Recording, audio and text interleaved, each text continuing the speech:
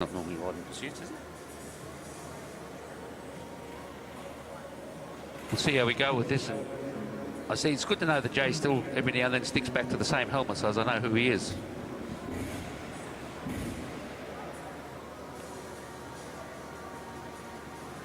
Definitely good with Jay Dorraboom. Same skin suit, same bike, same helmet, same fast rider. Yeah, he turned up at training one night with a different coloured helmet on. I didn't know who it was. But as a commentator in any sport, especially within cycling, you get to know the riders, and sometimes it's by, when you're looking at the riders out there going around in circles, we can't see the numbers, and we'll go by the bike or by a certain pair of shoes or socks or a coloured helmet, just so as we know, gives us an idea of who that person is. You get two people out there with the same coloured helmet. And you can't use the colour of bikes. I was calling a women's race here one night, and all 6 women were riding red Cervelos.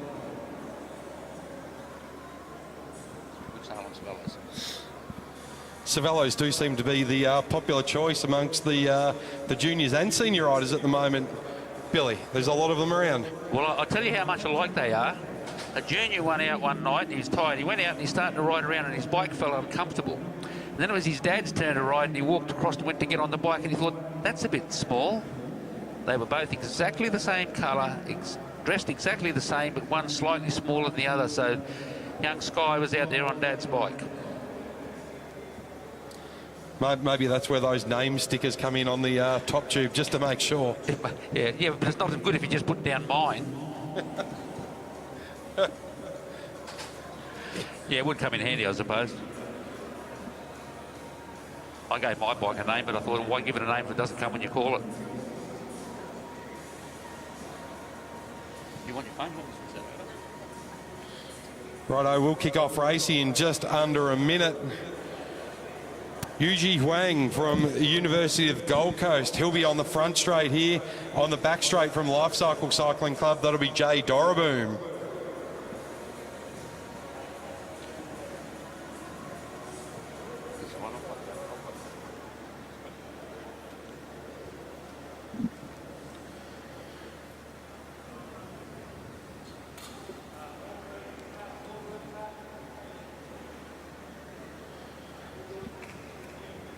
Good to see Jeff Dusher in the crowd tonight. He'll be collecting some tips for the young fella. Same with Dan Franks.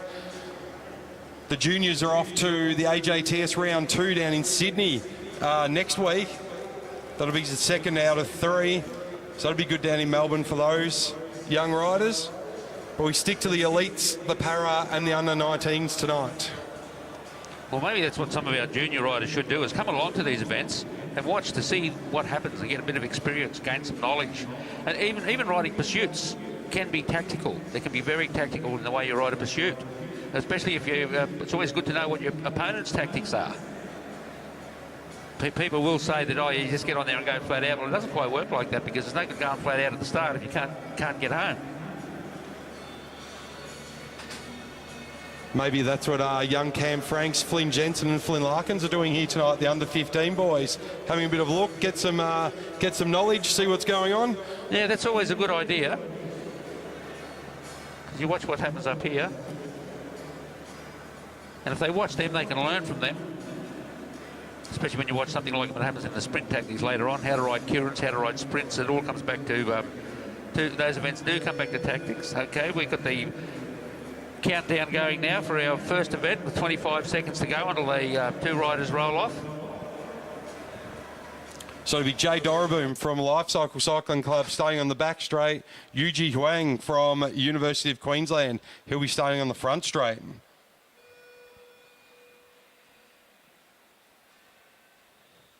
Okay, about to get away with the first event, and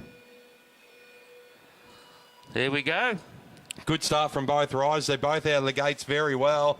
Getting up to speed, Billy, as they come around turns 1 and 2 respectively. They want to get up to speed and stay out of the saddle for a little while. Well, the first 2 laps of a pursuit are very, very important, because you can overcook yourself. You're no good going out for the fastest lap in the world in the second lap and then not being able to bring it home. So you've got to be very controlled in what you're doing. And you'll see the Jay Dorraboom doesn't have a caller. And down there, you'll see that Wang does. and they'll be riding to a schedule. They're just checking the stopwatch now, and he'll call him whether he's up or down, and he's not worried about where the other rider is. It's not a race against the other rider, it's a race against the clock. And Jay's off to a very fast start. He got 10, 12 bike lengths over the UG straight away. Will that come and pinch him later on? We saw that last week with the junior state championship. A lot of young guns went out super quick, and then their last 2 laps, they hurt. Well, I'll tell you how big he can blow. I watched a good pursuiter at the Masters, several years ago. It was over 20 years ago. He wanted to catch his other rider, and his coach said, no, just win the race. He got to within about 40 metres off the back of him and blew, and the other rider caught him. And that's what can happen in a pursuit. Doesn't take much. You can get worn out very quickly. Riders pretty much even Stevens now as they go across the line with about 11 and a half laps to go. That big lead that Jay got out of the gates, that's diminished. And now Yuji, he looks like he's got a bike length over Jay now.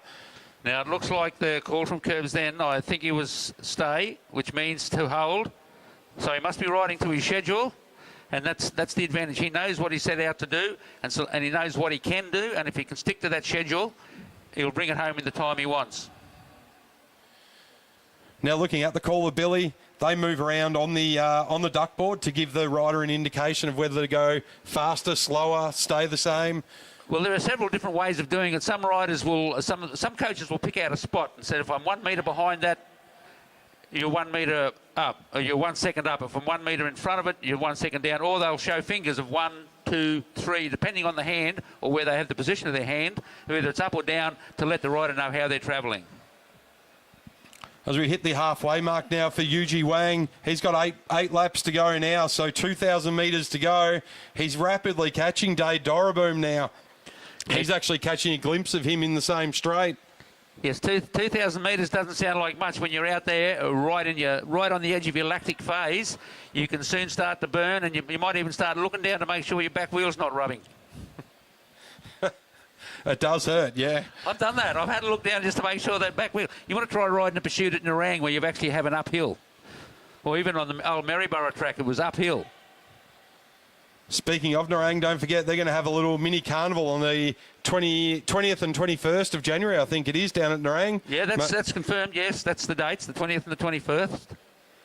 I'm looking at going down to have a play. Yep. There's the catch from Yuji. He's going around Jay Doroboom now as they go round 1 and 2. Round the outside he goes. He's still setting to a schedule, being told to hold his pace. So Yuji going at his pace. Jay, as you said, hasn't got a caller, so he just has to work it out himself.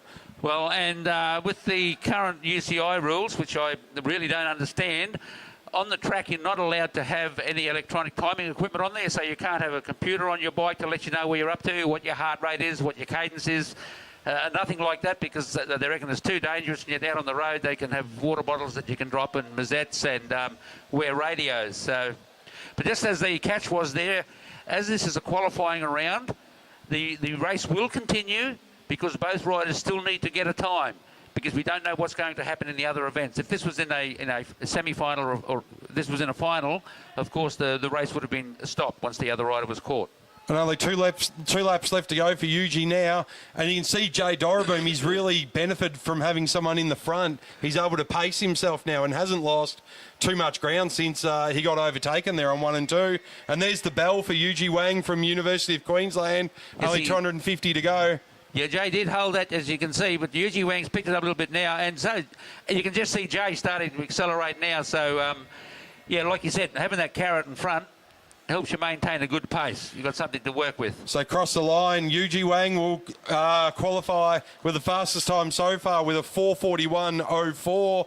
As we wait for Jay Doroboom to come around the other side, he'll set the second fastest time to chase, and that'll be a 4:53 flat.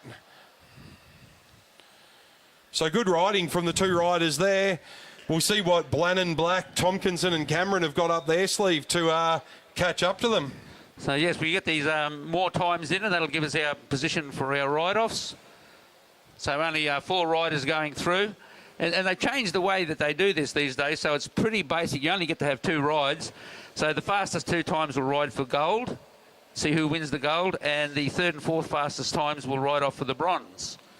Years ago, we used to have Well, it started out as 8, but then it went to 4 riders, so the fastest 4 went, and you rode off the same as you do in the sprints. So 1v4, 2v3, and then the winners ride off for the gold, and the second place getters ride off for the bronze. I was glad they changed to this method, though, because I couldn't do any more than 2 pursuits in a day. Because you've got to give it all, but not give it all at the same time, right? You've got to save something for your next one. Yeah, once you start crying tears of blood, you know you're at your limit. I can tell you that. You can taste your chicken sandwich in the back of your mouth. Up next on the track from the Gold Coast Cycling Club, we'll have Noah Blennon, and from the Bundaberg Cycling Club, we're going to have Joey Black. Joey Black's been coming down quite a bit for the racing through the AMV series. So it's good to see a lot of the Bundy riders coming down for those events. But he was figuring quite well in some of those events there. So see how he goes here tonight. Noah Blennon, a well-credentialed rider as well. Joey also having a good hit out at the Bundaberg Cycling Spectacular. Billy, he had a good few events up there as well. Yeah, I didn't see a lot about it. Saw some of the stories and didn't get to watch a lot of the footage though. So, but Bundy, always loved racing at Bundy. It's a great carnival, great afternoon, great people, great rum. Oops, sorry, that was a slip. Sure. Here we go, the second one getting underway. Good start from Blennon on the front straight. Bit of a hiccup there from Joey Black on the back straight. What can he do? He'll have to recover, but he doesn't want to sprint and use up too much juice straight away. Well, he doesn't have to do too much because he's got one of those U-Butte helmets on. That'll make up all the difference, I think. Yeah, he did miss his start there a bit. But the start in the pursuit isn't quite as critical as that in a time trial. You do have time to recover, so long as you don't try and recover in the next 2 laps. That just won't work for you. And you can see Joey hasn't panicked. He's settled into his rhythm, even though Noah has got a pretty decent lead at the moment. It's all about those last 8 laps. Who's got the juice to keep going? Who's got the legs to take it all the way and keep that same sort of cadence the whole way around? Now, this time you'll see that both riders have coaches on the track or someone calling them. They might not necessarily be their coach. They might just be someone they've asked to call them, and they've said what they'll do is they'll give them a sheet or a piece of paper and say, these are the lap times I want to ride. And they might be, and you keep it going in running order. You know, it might be something like a 24, and then the next one will be a 19, 18.5. You know, they have all sorts of times down there, and they'll let you know, or they'll have a running time, which will say, you know, a 29.58, a minute 17, a minute 35, and they'll just keep an eye on the clock and let you know whether you're up or down on that mark. And as we say that, Noah Blennon comes around with 11 laps to go. He's setting the fastest time so far, and you can see he's actually nearly caught the back of Joey Black. He's got the carrot, you can see it, not the helmet colour, just the dangling carrot as he flies by him on the front straight. And setting some good times there, Noah Blennon. Yes, this is going to come in for a pretty good time. He's nice and smooth on the bike, down nice and low. As you can see, he's down a little bit lower than Joey Black, so if you can get down and get your teeth into that head stem, that'll keep you nice and slow. It gives you less resistance. You've got less open space to the wind. Noah coming around now, 3 and 4. This will be halfway, so he's done 8 laps. He's got 8 laps to go now. Where would a pursuiter watch, Billy? Is he just looking at his front wheel? Like, how far ahead is he watching? He will only see about a metre in front of him. And travelling at that speed you travel. If you might remember at the Olympics where the one rider ran into the back of another rider, I had some people say, well, why didn't he see him? I said, he's doing 60 kilometres an hour, and his only vision is only 1 to 2 metres in front of him, and all he's watching is that black line. I said, no. He said, by the time he's seen him, it's too late to do anything. And the caller has something to do with that as well, right? They would let the rider know that they're going to come up on someone, so... Well, they should actually, yes. You're right on that. It's a bit of a thing that can be avoided. Look, there's every chance Blennon's going to lap Joey again. Yeah, Joey's really fading here in these last 2 laps, and Noah's caught up probably another 100 metres in the last 2 laps, so they're back on the same straight again. This looks like it might be catch number 2 coming up for Noah Blennon.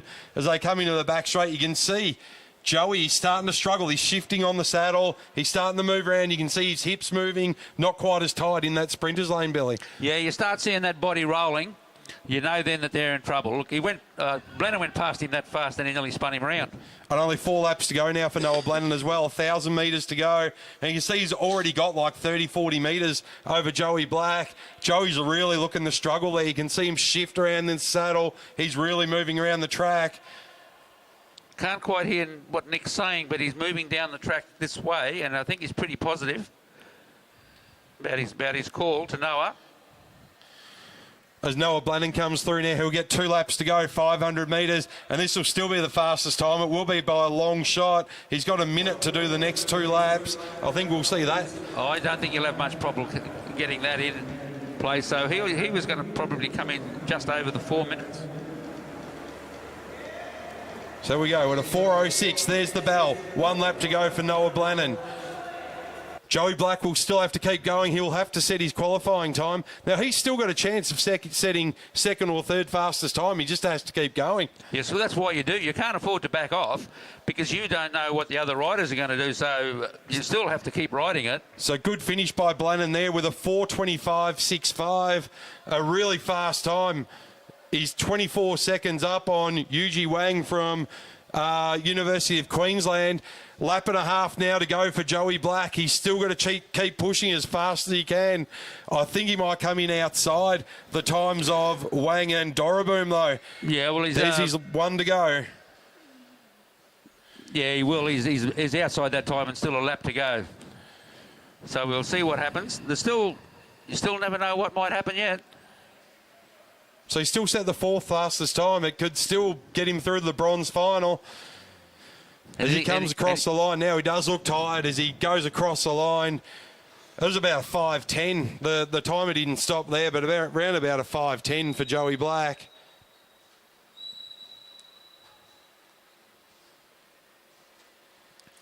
So fast ride from Noah Blenheim.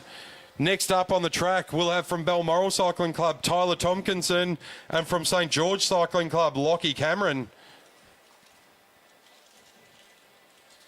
We'll have Tyler here on the front straight. Lockie from St George, he'll take off on the back straight. Tyler now with something to chase. He'll be looking to do a 4:25 to beat Noah Blenheim. Yes, now that we've got a few times up on the board, the riders do have an idea of where they're situated and what they are chasing and what they're capable of. But they also know that if they overstep that mark, they could blow. You've only just got to try and gain a second or even half a second a lap, and that can be enough to get you to blow because you could be sitting right on your anaerobic threshold, and once you get inside that anaerobic threshold for 10 or 12 seconds, that's it. You're going backwards. Better to get into the final than blow up before it. That's right. It's the way to go. So we're just waiting for Lockie Cameron to be settled on his bike in the back straight. The clock started. Is that music playing in the background or not?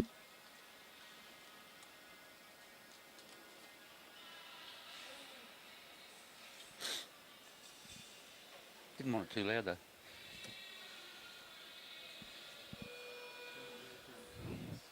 Pardon? Yeah. Right, 20 seconds to go now for our 2 riders. Lockie Cameron from St George and Tyler Tompkinson from Balmoral.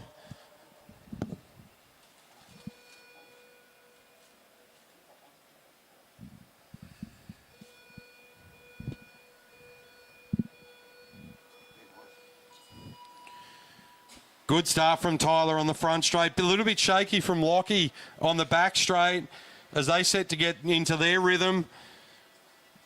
Tyler off to a fairly quick start. He's got a couple of lengths over Lockie already. Now Tyler, he's going to start to settle into his bars, as does Lockie as they come down their main straights. So Tyler probably with about 15 to 20 metres over Lockie Cameron. 1.5 laps down. Will come through. Second lap around, we'll have a good indication of what their times are like. Tyler looks like he's off to a flyer. He's got the first fastest time. Timer not quite working for Lockie Cameron then. But Tyler Tompkinson, he's looking to go on with it. He wants to try and catch that time set by Noah Blenheim, a 4:25 as he comes through. That was under a minute for his first 3 laps, so you'd be pretty happy with that timing so far for Tyler Tompkinson. Can he keep that up for another 11 laps, though, as he goes? 4 laps down now. Quarter way done. 1,000 metres. He's already made the catch, Tyler Tompkinson, along the back straight. So within 1,000 metres, he's already gone around. Cole seems to be going pretty well. Down the front straight he goes again. 11 laps to go. Really getting pushed along now, Tyler Tompkinson. He really wants to set that fastest time over Noah Blannon. As he comes around, 10 laps to go. He's moved down to 4th now. So his coach telling him he needs to hurry up. So you can see how fast that time was from Noah Blannon. He held the number 1 spot for a long time. Tyler now finds himself slipping back into 4th position. That may be wrong on the timing screen, though, is that it hasn't picked up Tyler that time around. There may be a bit of confusion on the timing with Lockie Cameron as well, with the catch already done. Halfway done now. 8 laps done, 8 to go. 2,000 metres more on this 4,000 metre pursuit. Tyler still looking super comfortable. Lockie Cameron, he's having a look around. He's going to get caught again by Tyler Tompkinson. You can see on the back straight, Lockie already starting to sit up. Tyler Tompkinson can see him as he comes into the back straight. Out of 3 and 4, he'll definitely see him. He's gained about 10 metres just in turn 3 and 4. Really getting given the hurry up now as he comes around. Tyler makes the catch again. Around 3 and 4 he goes. 5 laps to go this time around. 3 minutes. So he's got 1:25 to do the next 5 laps. It'll be tight. It'll be close to Noah Blannon's time. It depends what his legs have got left in the cookie jar. As he comes around now, 1,000 metres to go. 3 minutes 17. He's got 1:08 to do the next 4 laps. That's going to be tight, Billy. Well, it's going to be very hard to ride a 108 kilo at the end of a thing, but it can be done. There are riders who do ride the last kilo a lot quicker than their first kilo. Well, let's just see how else they're down this now on his lap times. And the timing clock is wrong. They've got both riders on the same time, so something has gone awry there somewhere. But I'm sure it'll work out. 500 metres to go now. 3:49. So he's got 35 seconds for the last 2 laps. It's possible. 18-second laps, 17.5 seconds. It is possible if he puts a bit of a kick in here. We'll see how he goes when he gets this one coming around now. 1 to go now. 4:06. 4:06. So he needs to do this in 19 seconds to get Noah Blannon's time. And that's a possibility. Round he comes. Half a lap to go now as he comes around 3 and 4. If his legs haven't gone to jelly, he'll try and kick it home here to try and get that next gap. And there he goes. He's just going to make it in at 4:22.241. Great time from Tyler Tompkinson. Beats Noah Blannon by 3 seconds. As round the back straight now, we still have 2 laps to go for Lockie Cameron. He still wants to set a time. You know what this means, don't you? Have a look at those 2 times. Isn't this going to be a great final? Oh, yeah. 3 seconds between them. Now, who's going to... This is where now you have to make decisions. What do I do? Do I go out hard and try and make him chase me? Can I hold it?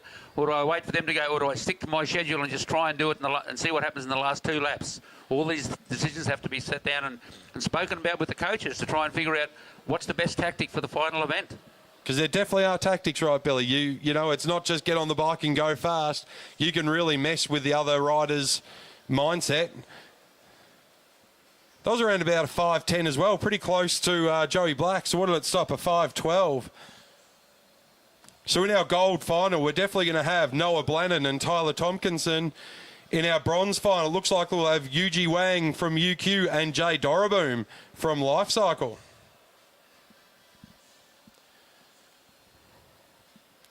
Up next, our individual pursuit 3,000 metre qualifying. This our under-19 males. First up from Townsville Cycling Club, we're going to have Henry Goodwill.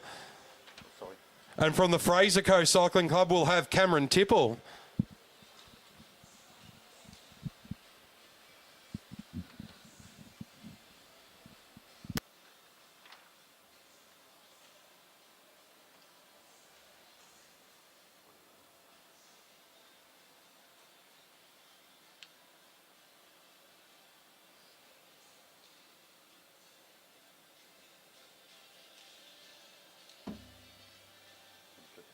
a little bit. Good from Kip.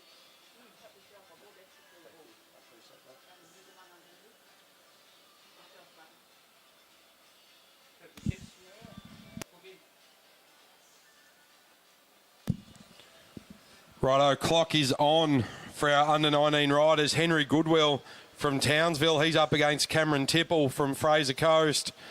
These guys will set the benchmark time. Got some big riders coming up behind them as well. 1,000 metres less than the elite men, so 4 laps less. What can they do?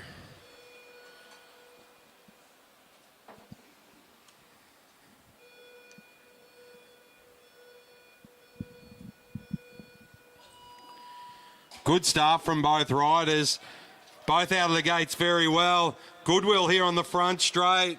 He looks like he's getting into his rhythm. Tipple up and down a little bit around the back straight, around 3 and 4. He's lost about 15 metres to Goodwill in that first half a lap, but he settled into his pursuit bars very well. Goodwill looking super comfortable. He's made the move up to 19s now. He looks very comfortable. Now these two, they'll set the time to beat as they go through, so this will be for the others to chase. Can already see Goodwill, can see Tipple down that front straight. He's made an amazing start. What's he like got left in the tank though? Down the back straight they go. Goodwill can see Tipple as he goes around the corner, around 3 and 4. Goodwill will get 9 laps to go as he comes around. He's got Tipple in his sights as he comes around 1 and 2.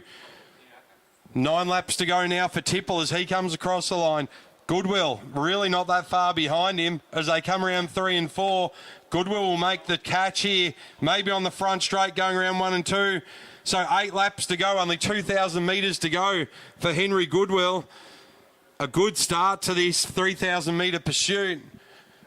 Tipple now with 8 laps to go as Goodwill made the catch and went around. Round they come, 7 laps to go for Goodwill. He's going to set the time that they all have to catch as they go through. He got off to a super fast start, but now you can see Tipple. He hasn't lost any ground in the last lap and a half. In fact, he looks like he's catching Goodwill as they come around 3 and 4. Goodwill will come around, 6 laps to go. It's half done, 1,500 metres to go. Tipple measuring his effort. He hasn't lost any ground to Goodwill since he went around the outside. Goodwill, you can see his cadence has slowed. Tipple has started to build his up as they come around 3 and 4. Round they come. 5 laps to go now for Goodwill.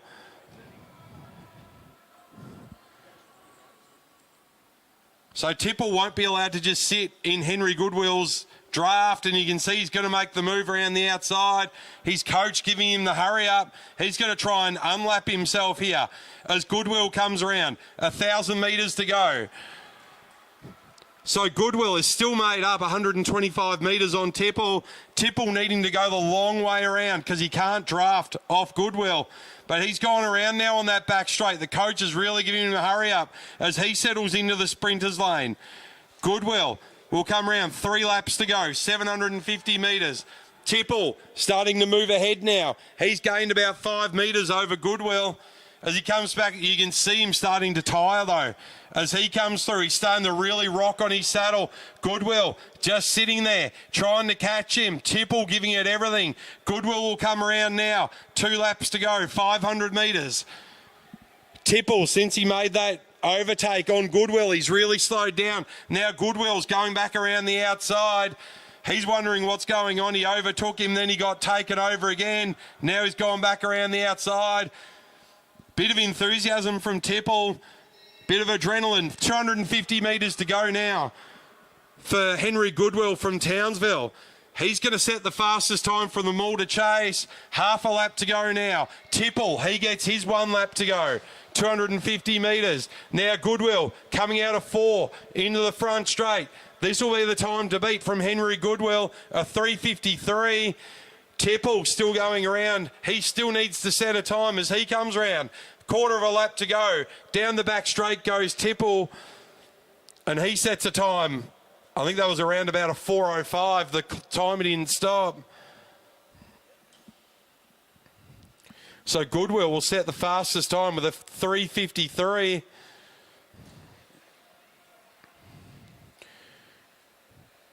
$3,000 metres for the under-19 men, so not the full 4,000 metres. Next up, and we've seen a lot of this young man out on the road this year, Will Heath, has had some amazing results on the road. He'll be up against Ben Rudd from Bundaberg, and Ben's had some great results here at Anna-Meares Velodrome over the Sprint Series and a few other events. Yeah, there we go. Back here having again. There are going to be some a few good hit-outs in this when you start seeing Toby Jones, Alex Hughes, Luke Rickett, all getting out there, Ben Rudd, Will Heath, all up there. So there'll be some fierce competition between these young boys, young men, all wanting to ride some good times here, because I'm sure they're all thinking about national series. This is where they get in front of the selectors and get the team, the state coaches, to see what they're made of, really, Billy. Yes, it is. That's what the initially what the state titles are for, although it's not the only thing that the riders are selected for to go away, because they will select other riders that have performed in other areas or good all-rounders that they want to take to make up a team to help work with the other riders, especially in your points races and scratch races and things like that. So you need some people in there with your good riders as well to help them if they need help. Chase breaks and that sort of thing, even though there's no such thing as collusion in cycling. Not at all. No. I think Jerry O'Connell and you have got a few stories about that, Billy. No, it's all lies. Good, Whoa, good there we start. go. We've had a wheel lock up on the back straight. So Will Heath off. He'll keep going. He'll just race against the clock. No, there's the whistle. Called a stop to it. So just pulled a wheel. Did Ben Rudd from Bundaberg. Can't see from here, but it looks like that's what's happened. You'd sort of see as soon as he came out of the gate, he was straight down to the duck board, so the bike wasn't functioning as it should. Yeah, that's a bit of a problem. That's a mechanical fault. If he's pulled a wheel. So you can get straight back on. So they can call the race, call the close of the race, set them back up, and they'll take off again, correct? Well, that will be up to the officials on what needs fixing. They may call the next heat up to keep the program running, but I haven't seen anyone move toward doing that, so maybe not. And it'll also be up to the commissaire when they inspect this bike to deem whether it's a mechanical failure or lack of maintenance. We can see the bike for Ben Rudd is coming off the track now as well. They've picked it up. I haven't seen them call any other riders up yet, so still not too sure what's going to happen. Can see Toby Jones down here at the front straight. I can't. It's posted away. He's just moved back to he's racked his bike. So it looks like we might just be waiting for Ben Rudd to get his machine fixed. And we'll go on with the same heat. Yeah, it looks like Will Heath here in the front straight. He's getting ready to go again. Well, I haven't got the start gate up yet on the other side, and that's, I think that's my friend Mrs. Bathersby standing over there. Evening, Betty. So it looks like they're going to rerun the same heat. They haven't brought the other riders up. So there'll be a little bit of a break while that happens. So this will be Will Heath by himself, clock on. No gate on the backside, back straight. So we'll wait to see what happens with Ben Rudd.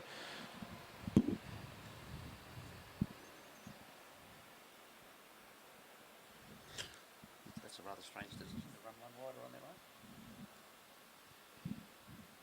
own. So we'll wait for word from the commissaires about what's going on with Ben Rudd, but he's definitely off the track, and Will Heath has got 30 seconds to go. He'll restart this, so he'll have to recompose. He did a start. He had a cracking start out of the gate. Yes, he did. Just thinking that the reason why they're running this, perhaps maybe they have deemed that it wasn't a mechanical failure on the other bike, and the rider may not get a restart, so we just have to wait and see with that one. So either way, Will Heath, he will set a time and he'll be chasing the time of Henry Goodwill of 3:53. Well, you should see some of these riders getting down into the high 320s, low 330s. Not as good a start this time around for Will Heath. He went a bit early and got held up in the gate. Well, see, he only had one good start and he's already used it. It's tough, isn't it? It's a tough old game, track cycling. You can do one thing perfectly 1,000 times, and then the next one, it just doesn't go to plan. Yeah, well, that's all right. I mean, you have your good starts when you're training, and you put them in a paper bag and you bring them along here. But if you've only got one in the paper bag and you use it, well, that's it. It's short next time. So we come around 2 laps to go. 2 laps done for Will Heath. He sets the fastest time so far with a 37 for his first 500 metres. Can he keep this up for the next 2,500 metres? That'll be the call. We have seen him time trial during the year, Billy, in the road racing. And he's gone off the front and gone by himself and led home by minutes. So we know he can do it. Well, yes. And but this one, the other riders... He knows the time of the other riders. He knows who he has to beat. That's always a good advantage. And he wouldn't, during his training, he would have known what times he can ride. So he'll have a schedule, and he'll see how close it is to that. When you're riding early, though, you can't afford to back off a little bit and say, well, look, all I've got to do is beat 3:53, because the next rider could come out riding down, ride a 3:25. Absolutely, and 7 laps to go. And if I was looking on the sidelines and saw Toby Jones, Kyle Gibbs, Alex Hughes and Luke Rickard, I'd be going as fast as I possibly could. Yeah, I would too. As he comes around now, halfway done for Heath. As he comes around, he's still got the fastest time with a 1:41. So that'll put him in at about 3:20 roundabouts. Yes, as I said, the mid 3:20s is an expected good time for your 3,000 metres for these junior under 19 riders. So you can see he's getting good advice from the coach there. He's saying, keep it up, keep it up. You need to push. And if he can get that sort of 3:20 mark, that'll be a good mark for those others to chase. And that'll be the mind game as well. That'll make the other riders say, well, I have to go faster again. Well, that's it. And that's what they've got to do. And it depends how the other riders ride. As I said, some riders ride them differently. Martin Vinnicum was a great one for... riding a pursuit, and everyone said, well, he's out of it, and then he'll bang up the fastest kilo in the last three laps on the old 3:33s. Incredible. So with 3 laps to go, he came across the line at a 2:30. What can he do here? He's going to come round. He'll get 2 laps to go, 500 metres. He'll go across the line in a 2:47, 2:48. So he'll really want to push now. He'll want to do these next two in about 16, 17 seconds, maybe 18. Long way to go for the under 19 riders. Well, let's see now. He gets the call now. That's a 3:04. So if he does an 18-second lap, that'll put him into first place. That'll be low 20s, low 3:20s, exactly where you said they need to be. Yeah, that'll give him a 3:22. So like I said, 3:25 is considered a reasonable time for this category. Round he comes, and that's a 3:21. 3:21.27 for Will Heath. So that'll give the other riders something to think about as they come up to the start gate. What do we now need to do? And their callers will have to change how they do things. They won't be calling from Henry Goodwill's book anymore. They'll be talking about Will Heath's time. What do they need to do to beat that? Well, this is one of the advantages in the setup that they have now in this ride-up, and that's what I used to do when I could do it.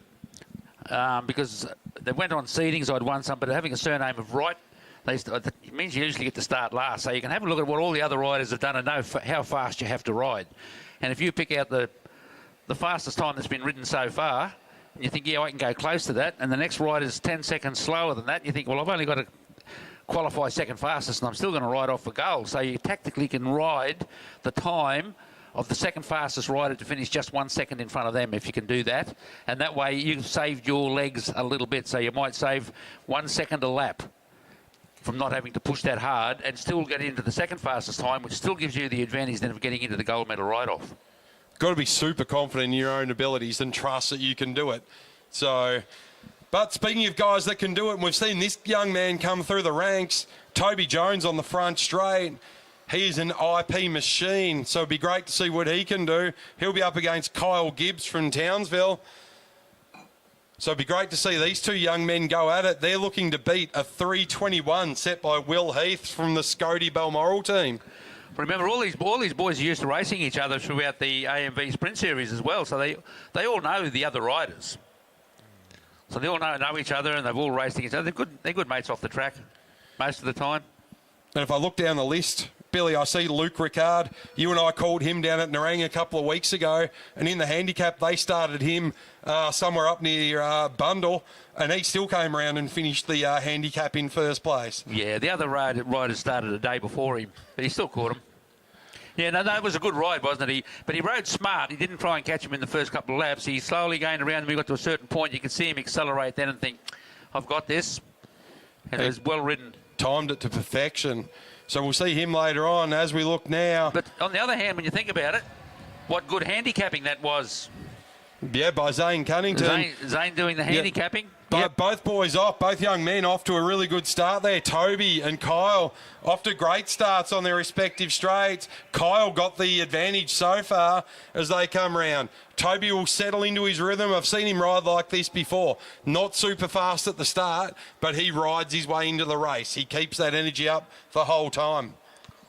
That's pretty quick. A 22-second first lap. So we'll see how they go as they rock around the back here. Round they come. So 2 laps done by both riders. Toby Jones setting second fast, so that means Kyle Gibbs will have set the fastest time so far. So they're in front of Will Heath at the moment as they come round. 3 laps down. It's Kyle by about half a wheel length now. So you can see Toby Jones has really ridden his way back into this race. And in fact, that half a lap, he gained a bike length over Kyle. So Toby able to maintain that pressure the whole way. And he's opened up a gap of about 15 metres in that 1 lap. He's still setting the second fastest time. So he'll want to be upping his speed if he's going to have any chance of going over Will Heath. What can he do now? 7 laps to go as Toby comes down the front straight. Kyle on the back straight. Toby still in second spot. Has he got the strength to keep going as he's got 6.5 laps to go as he comes around 3 and 4? Kyle still setting a very fast time. Round they go, halfway to go now, 1,500 metres. Still in second place for Toby Jones. He'll be looking to catch Will Heath, and there's not much in it. There's really not. The time that Toby is setting at the moment is about a 3:24. Will Heath setting a 3:21. What can he do? Can he maintain this pace for the next 5 laps, next 4.5 laps, as he can start to see Kyle now? That'll be a dangling carrot for Toby. He's got someone to look for. In a couple of metres, he'll see Kyle's back wheel. That'll give him incentive to speed up. He'll get a bit of a draft as he needs to go around. Perfect timing for the catch. Down the back straight.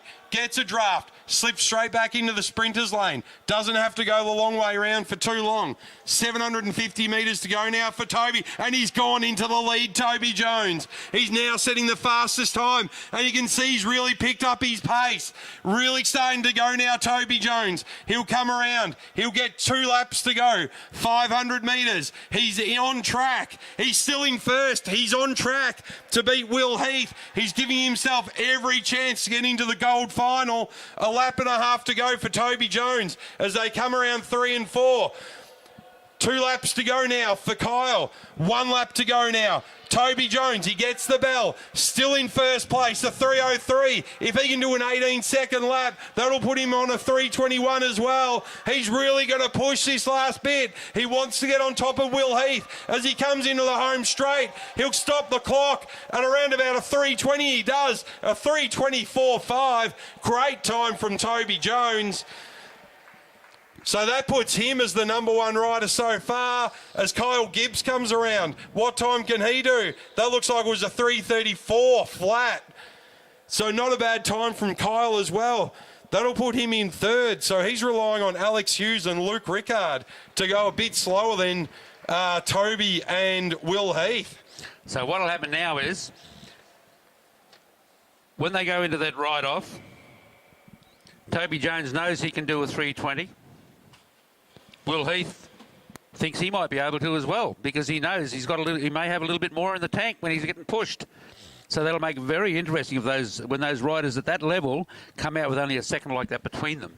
They will try and go that extra level, because you've got to put it all out there in the final, but still it's a tactical event. So we do know that Toby and Will both be racing for a medal later on tonight. It depends what colour they'll be going for. As we look now on the front straight.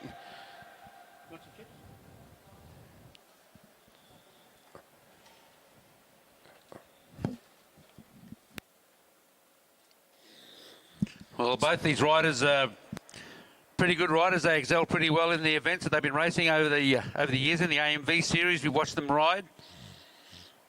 So it'll be interesting to see what happens here. The tactics they're going to chase, and they're both going to be looking at that time of Toby Jones.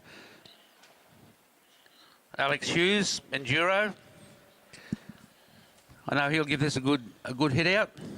They'll both have a go, and I was looking for Alex Hughes' customary blue shoes, which he's used to wearing. So these two young men, both from the Gold Coast Cycling Club.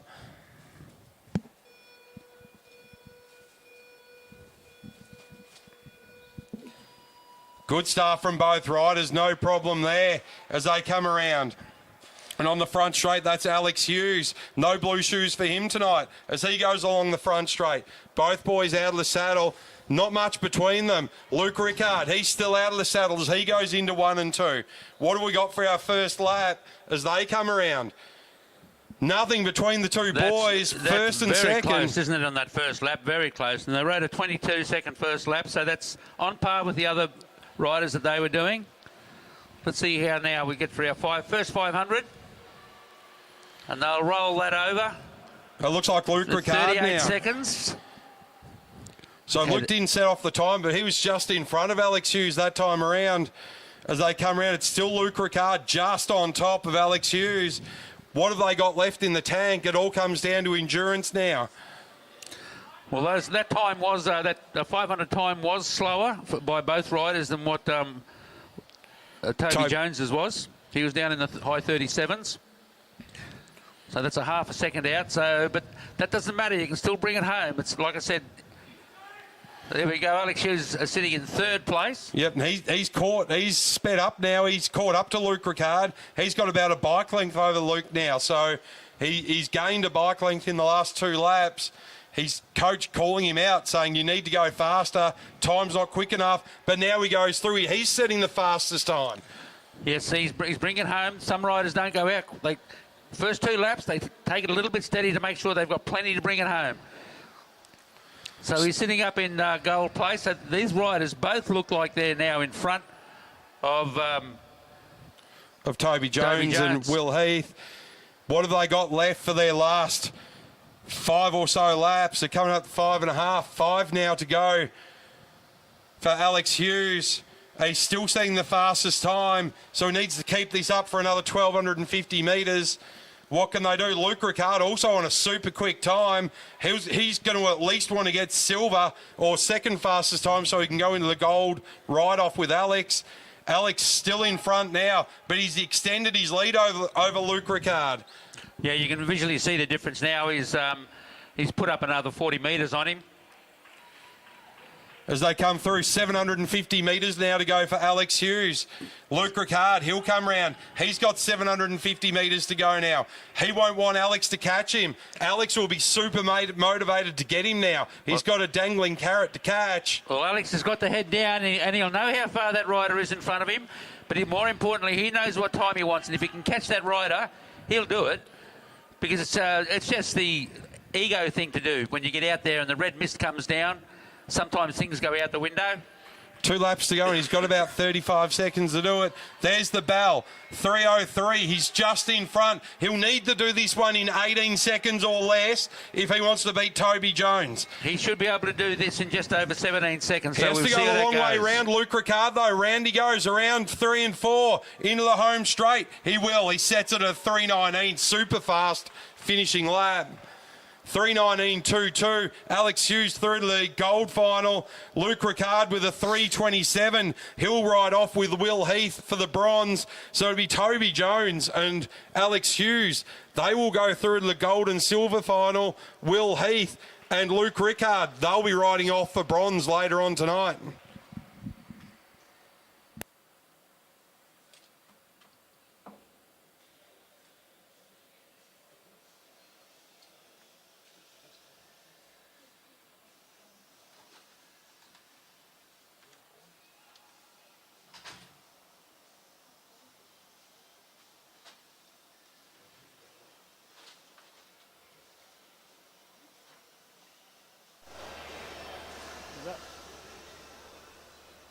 That looks level.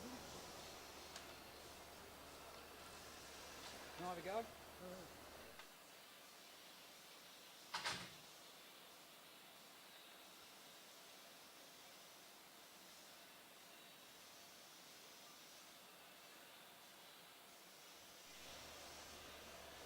I need to practice for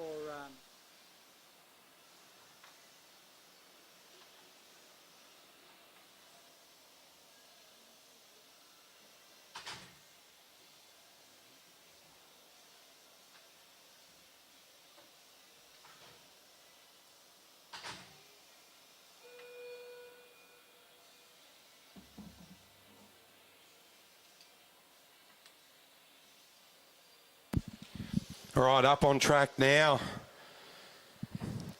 The paracycling 1,000 metres. Looks like we've got Jackie Mengler-Moore against the clock.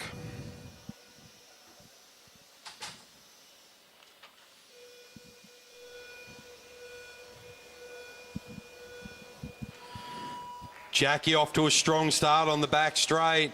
Round she goes, 1,000 metres, the kilo. This will be the time that everyone wants to beat.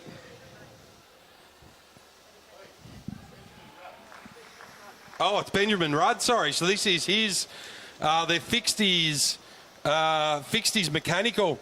So this is Ben Rudd from Bundaberg Cycling Club. So now he has all the time. So after we've just worked out the gold, silver, bronze and fourth riders, it's Ben Rudd can still upset the apple cart as he comes around. No, he can't do that because I've already written the draw down. Ben Rudd might disagree as he comes around. He'll have 9.5 laps to go. He'll really want to set, and he'll be motivated now. He knows everybody's time. He knows exactly what he's got to do. He can put everything on the line to try and beat the time set by Luke, Alex, Toby and Will. Can he do it though? As he comes around now, around out of one, into two, out of two, 8 laps to go. Well, that's a 110 kilo, so he's in there with a bit of a chance with some of these guys because he's up there in that level. So it's not unseemly that he may be able to sneak in amongst those top 4 riders, just slot in there somewhere. If he can keep this pace up, if he doesn't run out of juice, he's definitely in with a chance. So a 110 for the kilo, so that'll put him on for a 330. He'll need to find something extra in there as well, won't he? Yeah, well, don't forget your kilo off the mark includes that first lap, which is probably 3 to 4 seconds, anywhere between 3 seconds slower than your standard moving laps. So it's putting him, if he can keep that pace going, it's put him in the mid 320s. We'll see as he comes round, and he'll have 5 laps to go. So he's already gone halfway. 5 laps to go now. He sets a 2 flat as he goes across.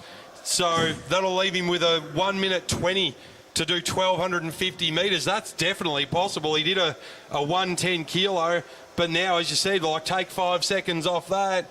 He can definitely do 5 laps in that time. Yeah, but if you have a look at his body language, he's visually slowing. So just see how much it is, though. He's getting tired. He may be able to hold it. He'll come around this time and get the call of 3 to go, so 750 metres to travel as he crosses the line there. On a 2:35. Now so on 2:35. It's got about 45 seconds to the next 3 laps. It's tight, but it's doable. 18-second laps. Nah, 3:18's a 56. I used to play darts. I'm not good at mathematics, I'm good at darts. Good at cards. Two No, laps to go. darts. You play darts, you get the 318s, triple 18. 500 metres to 318 to go, and that was 54. at 2:55. Here So we go. that'll leave him about 26 seconds to do his last two laps. I don't think that's possible. So, No. but he'll now be looking at the time of... I don't think he'll come in amongst the top 4. no, I don't think he'll beat the time of Luke Rickard with the 3:27. As he comes around, he's got half a lap to go. And that's 320 now. 3:20, so he's got 7 seconds to get around there. I reckon he'll run around about a 3:32. There you go. He does a 3:29. 3:29, that's flat. close. Not too bad. He's only just outside of that top 4. Good ride by Ben Rudd. Yeah, but I'm glad because now I won't have to rewrite my draws. Got that worked out. Now we'll move on to the paracycling 1,000 metre time trial. 1,000 metres is really good. It sounds more like it's much further than a kilometre because 1,000 is much bigger than 1. Now, first rider out will be Jackie Manglemore.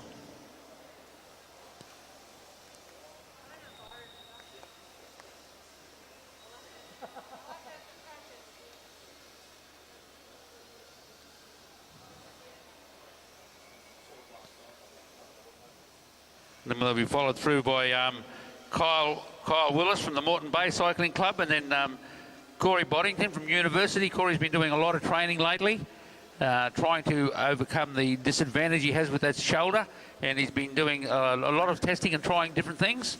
Damaged his shoulder in a motocross accident years ago, so that's put him a little bit of a disadvantage over the other riders. He's harder for him to get off the mark because he can't put the same amount of power down because he can't hold his upper body steady enough with that damaged shoulder. But I tell you what though, once he's got that thing travelling and he's in mid-flight and he can accelerate from there, no problems.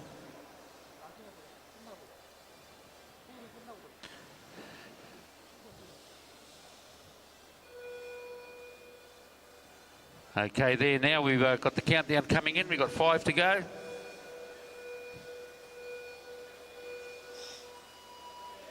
This would be a good time, a good start by Jackie. She's pretty good at these time trials.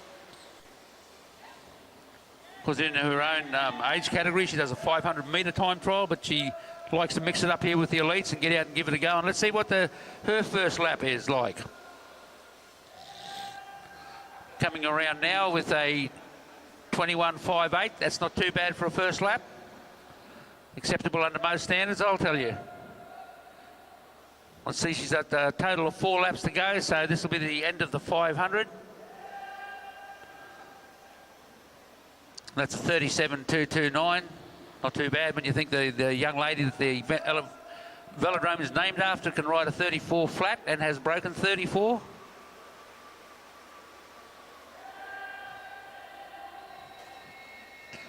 Now there's the bell for the first half lap. She's got that in 53, so she's probably going to be up around a minute 14, minute 13, minute 14. We'll just see how that goes for Jackie's time as she comes in. Oh, 109. That's not a bad time at all. 109.9.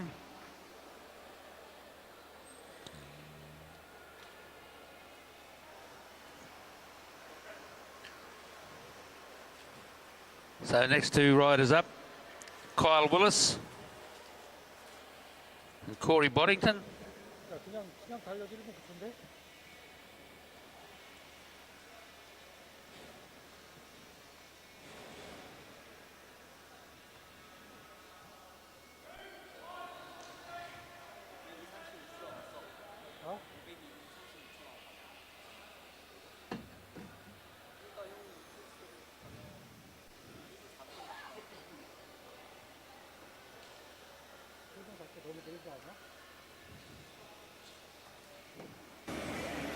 Okay, riders making their way up to the bike now.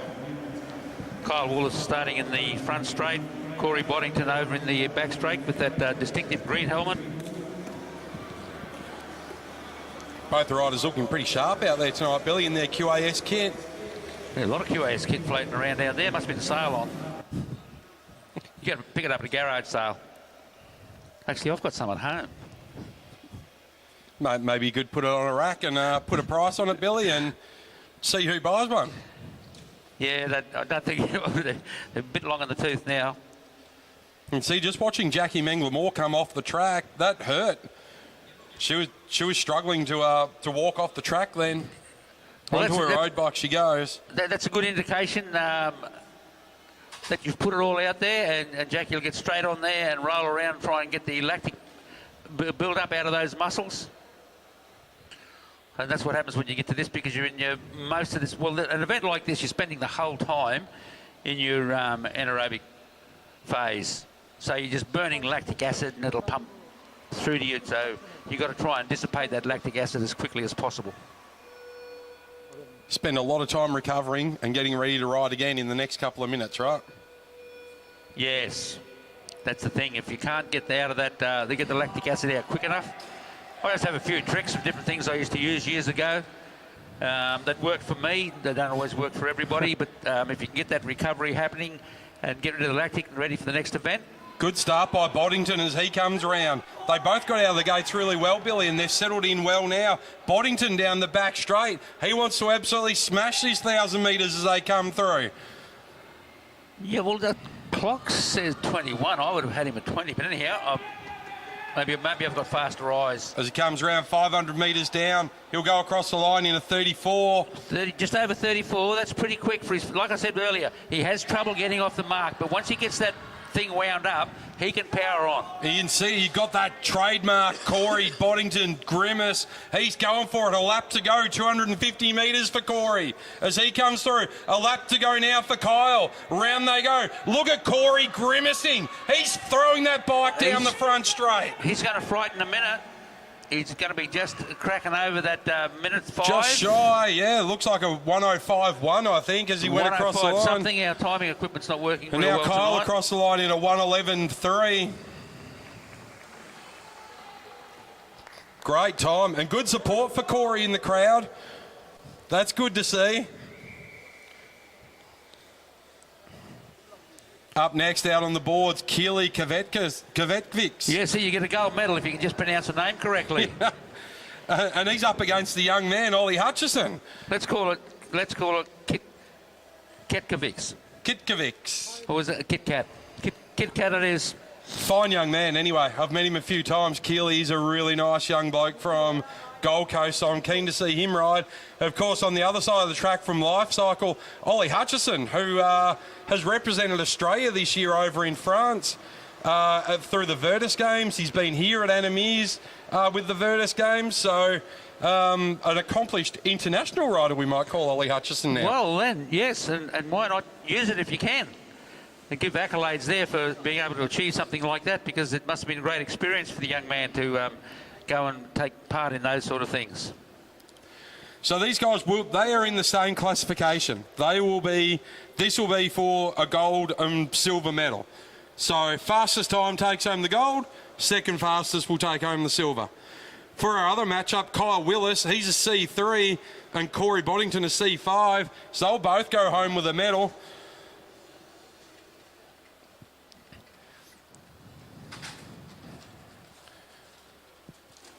Can you leave me? All right, we've just seen a great ride by Corey Boddington and Kyle Willis. Now we go off to Keely and Ollie.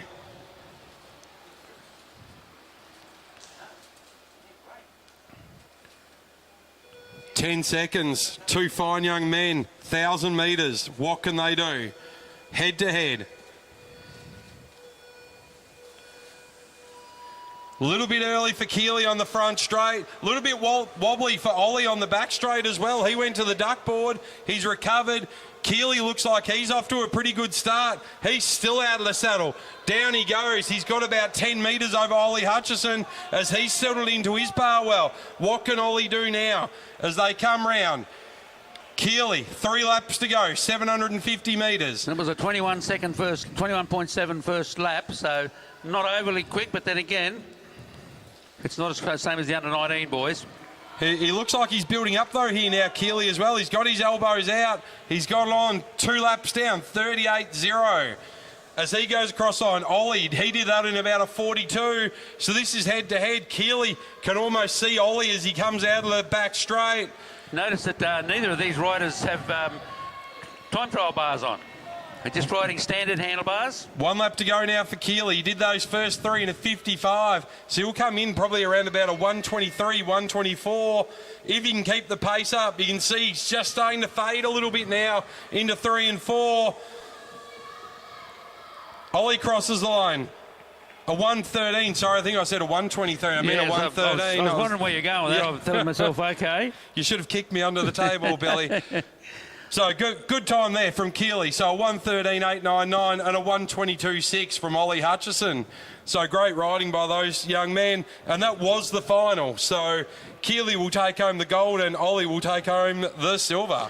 But don't think that those riders, knowing that they were going to win a gold medal no matter what happened, or silver medal, same as all the other riders, knowing that they're on a race of their own to win a gold medal, you can bet your sweet Bippy they gave it all. They don't get out there to mess around and play games because they want to find out what they've been training for and see what the results is of the time and effort that they've put in. So even though the outcome might be a foregone conclusion, the effort isn't. They still put it all in there. So we're now getting ready to move on to our Keirin's in a moment. I see the motorbikes ready. He's out in front of the cyclists. Julian tries to do these Keirin's all the time, but I've never seen him finish one yet. He goes well at the start and then just blows up.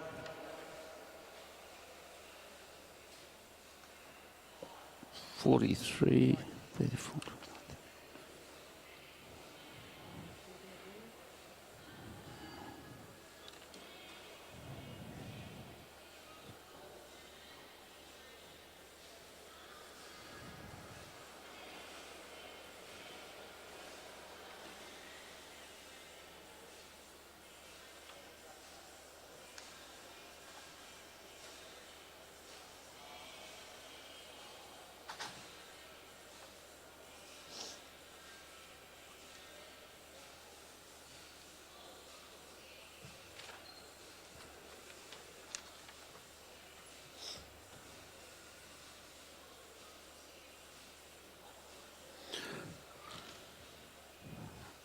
Okay, riders getting ready to come up on the track now for their round 1 of their Keirin's. Heat 1, we'll have Byron Davis, Simon Wallace, John Eder, Bryson Fletcher and Adam Clark. All quite accomplished riders. Heat 2 will be Ryan Elliott, Joey Black, Lockie Cameron, Peter Macris and Bernie Swart. So it'll be interesting to note that we've got a few of the Masters riders in amongst these guys, but they can still mix it with this at this level of racing, be up there. But even so, if they're not quite up to that level, it's good for the other riders, and they fill the fields up, get out some racing, and it's good experience. It's good to see Pete Macris out there. He'll have a go at anything. I know he's having a struggle in the other week. He was having a bit of trouble getting over some stuff, but always turns up to enter into these competitions, help support everybody. John Eder out there having a good go at things. Did you not see Peter Macris at Bundaberg, Billy? He was on an absolute bender and a top bloke to boot. Came home with a few wins, Pete. Give me the thumbs up if that's correct. No, he's just giving me the stare down from the infield. He probably can't. They really can't hear what we're saying up there. But I do hear tell though he won an endurance event. I know. Not bad. Yeah, not bad for a bloke who calls himself a sprinter. So he went out and ran an endurance event, which sort of threw everybody off. The other good one to see will be Bernie Swart. He's been away since the Masters over in Europe. So it'd be good to see him back on Adamier's velodrome tonight. Yeah, he went over with a few of the others and raced over at Manchester. We had a few good results at the Manchester, especially in the team sprint. And then, of course, we went to visit family in South Africa before heading back to Australia again. He's back up on Tuesday nights, back training again. Looking forward to some more racing, and as such is here tonight. So some big names in this first heat: Davies, Wallace, Eder, Fletcher and Clark. Well, you have a look at that first heat there. This Bryson Fletcher, Byron Davies, Adam Clark. And Adam Clark, even though more of an enduro rider, he can still handle himself in one of these Keirin's. because it's more an endurance event now than what it was a sprint event. It's very funny how much difference 250 metres makes, because in years gone by at championship levels, the motorbike came off at 500 metres to go, which meant it's virtually a sprinter's race, because they'd hold right off and leave it to as late as possible to go for the hit. Once they pulled it out to 750 metres, it's changed the way the event is ridden completely, and it's not so much a sprinter's event anymore. Now, the big thing here is, and we saw it at Bundaberg, Byron Davies, he left too big a gap between himself and the back wheel of the rider in front, and he actually got DQ'd from the Keirin up in Bundy. So we'll take some learning into that tonight to make sure he doesn't do that one again at a state champs. Yeah, well, there's all sorts of rules about the Keirin. I'll have to check again. They keep changing, but I definitely know that if Danny Clark was riding now, and if a rider went to go past him and he grabbed him by the shirt and pulled him backwards, that probably wouldn't be allowed these days. I don't think Louise Jones and the commissaires would look too kindly on that one, Billy, as we were sitting here commentating. No, well, even back when I was racing, we could have some fun playing these games. You go down and push the bloke off the motorbike, or put someone in a pocket and jam someone in. You can do everything. That I mean, that sort of thing doesn't happen anymore. It's a bit more sanitised. No, I've only got a field of 4 here tonight, so we definitely have Byron Davies. We've definitely got John Eder. We've got Bryson Fletcher. We've got Adam Clark. So Simon Wallace will be the one missing from this one. Well, you got Adam Clark up on top of the track. I think it's Byron Davies is down there next. John Eder. And then Bryson Fletcher. Doesn't Bryson look pumped up on the bike? He's ready to go. Yeah, well, he won't go till the motorbike comes around. John Eder's let go of his handlebars, but powerful man, John Eder. Once he gets up there and get that thing cracking, he'll be right. So the motorbike will come around. Bryson Fletcher is required to take the motorbike and must take that within the first half lap, unless one of the other riders wants to take it. The other rider can elect to take it, but the front rider who draws number 1, because we all get draws to see what position you're in before we start these events. You can see Bryson riding a big gear. He had to put a lot of effort to get off the line and get behind the bike then, so his advantage will be winding that big one up over the next 5 laps. Well, they'll only be worried about it for the 3, because the motorbike only goes to a speed of 45, and then it'll pull off. And they've still got 3 laps to go, so a big gear like that, he doesn't want to be pushing it for too far out. The riders at the back will know it. As you can see, Byron Davies is giving himself a little bit of room behind Eder, just watching Clark sitting back behind him. They'll come around now, they'll get the motorbike will swing off this time around. And they're all bunched up there. You can see, Byron's left half a length. Well, he's given himself some room to run into. Wiggle room to get around John Eder and Bryson, as now Julian pulls off on the Derny. Now you can see Bryson's watching over his reel. He doesn't want to start the run too early if he can help it, because like I said, it's 750 metres to go. Byron Davies is still left in that little gap, watching Clark on the back. And you have to watch Adam Clark, because he can ride one of these things. I've seen him ride them before. Now they start winding up. You see Fletcher looking around. And Clark can get up and boogie pretty quick too. He can get on top of that gear really quick as they come round. John Eder just watching now. Here goes Byron Davies. Bryson's missed it. Byron Davies will go past him too quick. Bryson didn't quite see him coming around now. Byron Davies receives the bell. Bryson Fletcher's out of the saddle chasing, but I don't think he can close that gap down. It's opened up. It's out to 15 metres now down the back straight for Bryson. It's too far to go. Adam Clark had a bit of a look around the outside of John Eder and then sat back down the side. What's the effort there? I won't worry about that. Yeah. Bryson only need to get top 2 to get to the final, so we'll be happy with that. Clark and Eder, they'll go through to the repechage. But Davies and Fletcher, they'll go through to the final of the Keirin. So there we go. That'll be 4 and 11 will go through to the final. 8 and 16 will go through to the repechage. And we'll see how many we've got here. Looks like we might only have 4 for this one as well. Ryan Elliott's out there. Check. Joey Black is out there. Check. Lockie Cameron, he's out there from St. George, and Peter Macris. That's been Bernie Schwart. We've been talking him up. He's not out there. He'd probably be training too hard. Either that or he's on the groggy. Oh, no, I shouldn't say that. He might have had a better offer. You never know. It's Friday night. Too much biltong in South Africa, maybe. Yeah, that could be it too. Too much some bloody thing. All right, so as they line up, it'll be Lockie Cameron. He'll go first wheel. He'll be followed by Joey Black. Then we'll have the young charger. Haven't we seen this guy go faster and faster and faster? That's Elliott. Will go third. And then our mate from UQ, Peter Macras. Or as I'm calling you in Bundaberg, Macras. Well, they've always called him Macras up there. I don't know whether Damo does that on purpose or not. Personally, I didn't like it. I like Macras, but if they're going to call him Macras... I just thought it was the yellow banana. Nice bloke, though.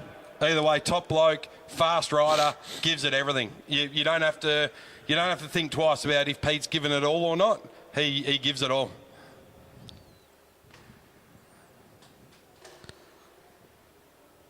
The motorbike rider's ready. The other riders here are ready.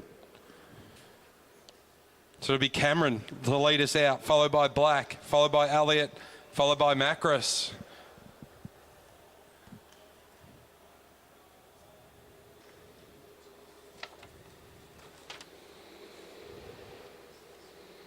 As the Dooney comes around, it's not Julian Elliott on the Dooney. He's down there holding young Ryan Elliott.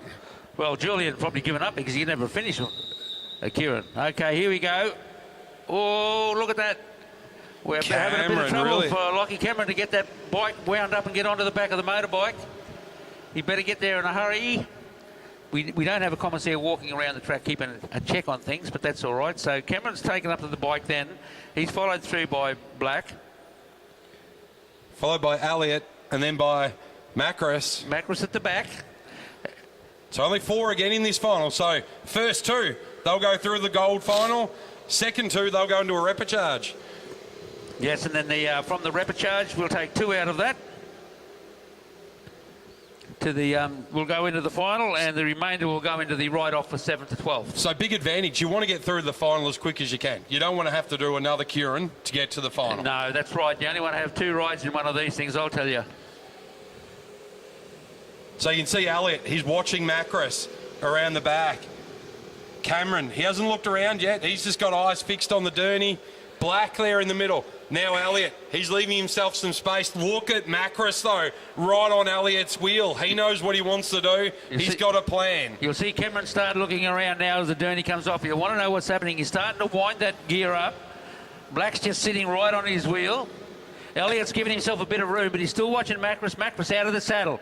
He's going to come up around. Elliott's going to now. He'll have to give himself a bit of a run off to get to these riders. They've still got 2 laps to go. 2 to go. Elliott's only got eyes for Macras. That's who he thinks his biggest competition is here as they come round. Cameron and Black are really giving it to it. Now Elliott really shuts the door. He starts to climb up onto the back of Black as they come into the front straight. There's the bell. Round the outside go Elliott and Macras. Macras stayed in the right spot. He didn't want to try and get past Elliott. He wanted to use him to drag him around, but it didn't work. Now he got Black flying out of the saddle, coming in between the 2. Macras still sitting up high on the track, but here we come. Elliott will come through to take this one out. Joey Black will come through, and Cameron on the bottom will take 3rd. We'll get 4th, so those 2 boys will go through and race each other again. You can see Macras, he sat up at about the end of turn 3. Well, he was like, well, I'm not going to make the final. I'm going to rest. I'm going to go to the repechage. A little bit more. That's a sensible thing to do. Why spend all your pennies when you're not going to get anywhere with it? So he saved his legs a little bit. So it'll be Elliott and Black will go through the final. Macras and Cameron, they'll go through the repechage with Clark and Ida. Yes, and through into that repechage, the first 2 riders out of that, of course, will then go through to the ride-off in the final. All right, coming up next, our under-19 ladies 500-metre time trial. Only 3 of them. Olivia Wright, she'll go off by herself to set a time first up. She's from Balmoral. She'll be up against the next 2 riders. That'll be Victoria Smith from Rockhampton and Ella Liang from Balmoral. So Olivia Wright, she'll come up first. She's going to set the time to beat. What can she do for a 500 metres in this under-19 ladies 500-metre final? Well, it's going to be interesting to see, but at this level, these ladies should be able to be pulling down. And I'm not too sure, I haven't seen them ride 500s, but they should be looking around about the 35s. Don't know, I didn't get to see the...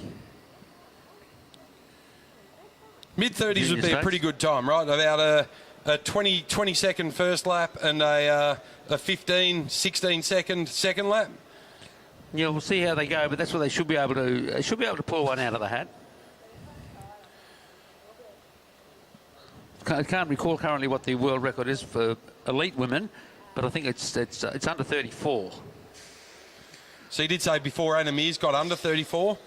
I think she rode a 33.9 at one stage. I know she set at Atlanta. She set a world record, and I've got a skin suit at home to prove it at 34 flat.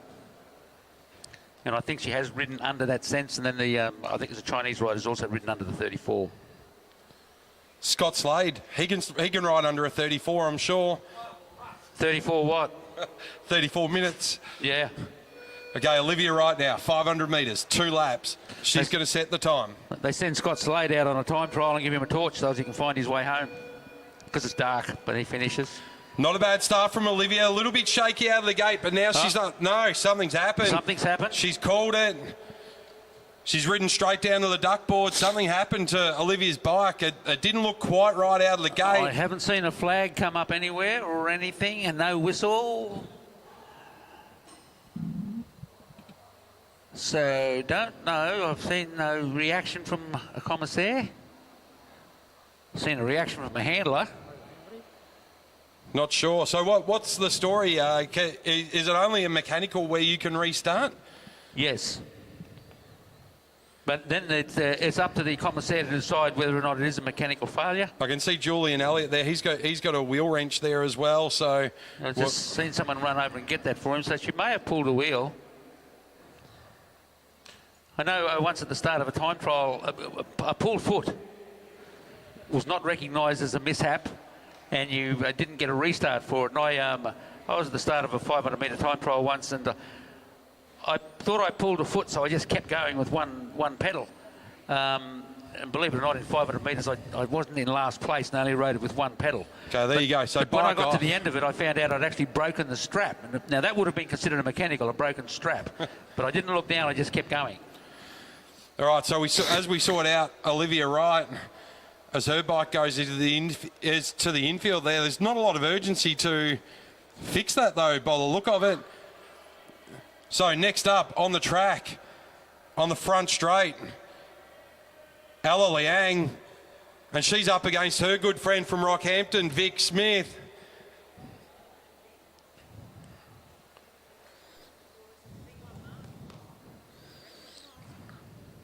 We'll see how this goes, but on paper, Ella should be just have the slight edge. Ella's been going faster and faster and faster. She had a great hit out at Bundaberg. I think she won everything she entered up in Bundy. So well, I tell you what, it's a family thing, though. I think you'll find that Ella's is finally finding all that speed that Bear's been losing. I think you'll find she gets the speed from Felicity rather than Bear. No, Bear's been losing speed. I think Felicity's been gaining the same. Either way, Bear's been pumped. gaining it. He's in the stand. He's next to young Oscar Schoff. He had a great weekend out last weekend too. They'll be cheering on Ella. They'll be cheering on everybody.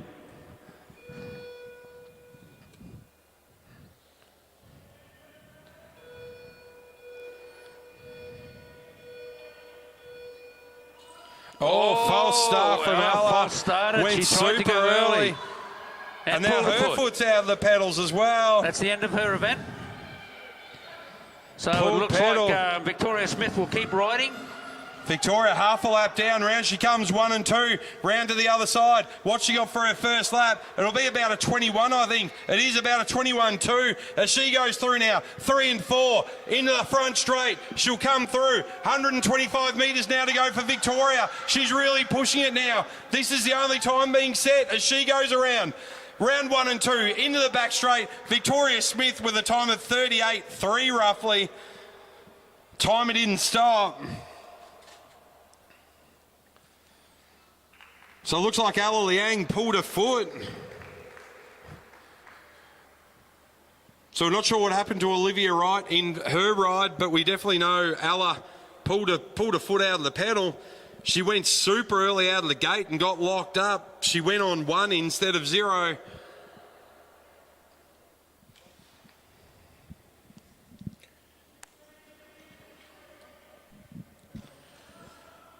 So next out will be our elite women 500 final.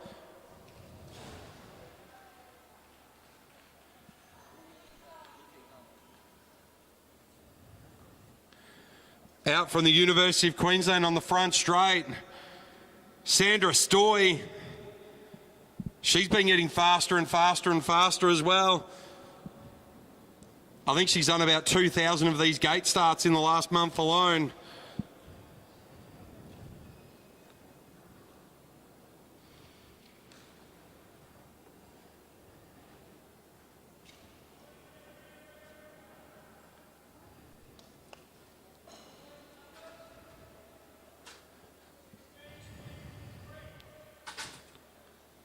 Okay, so round we go.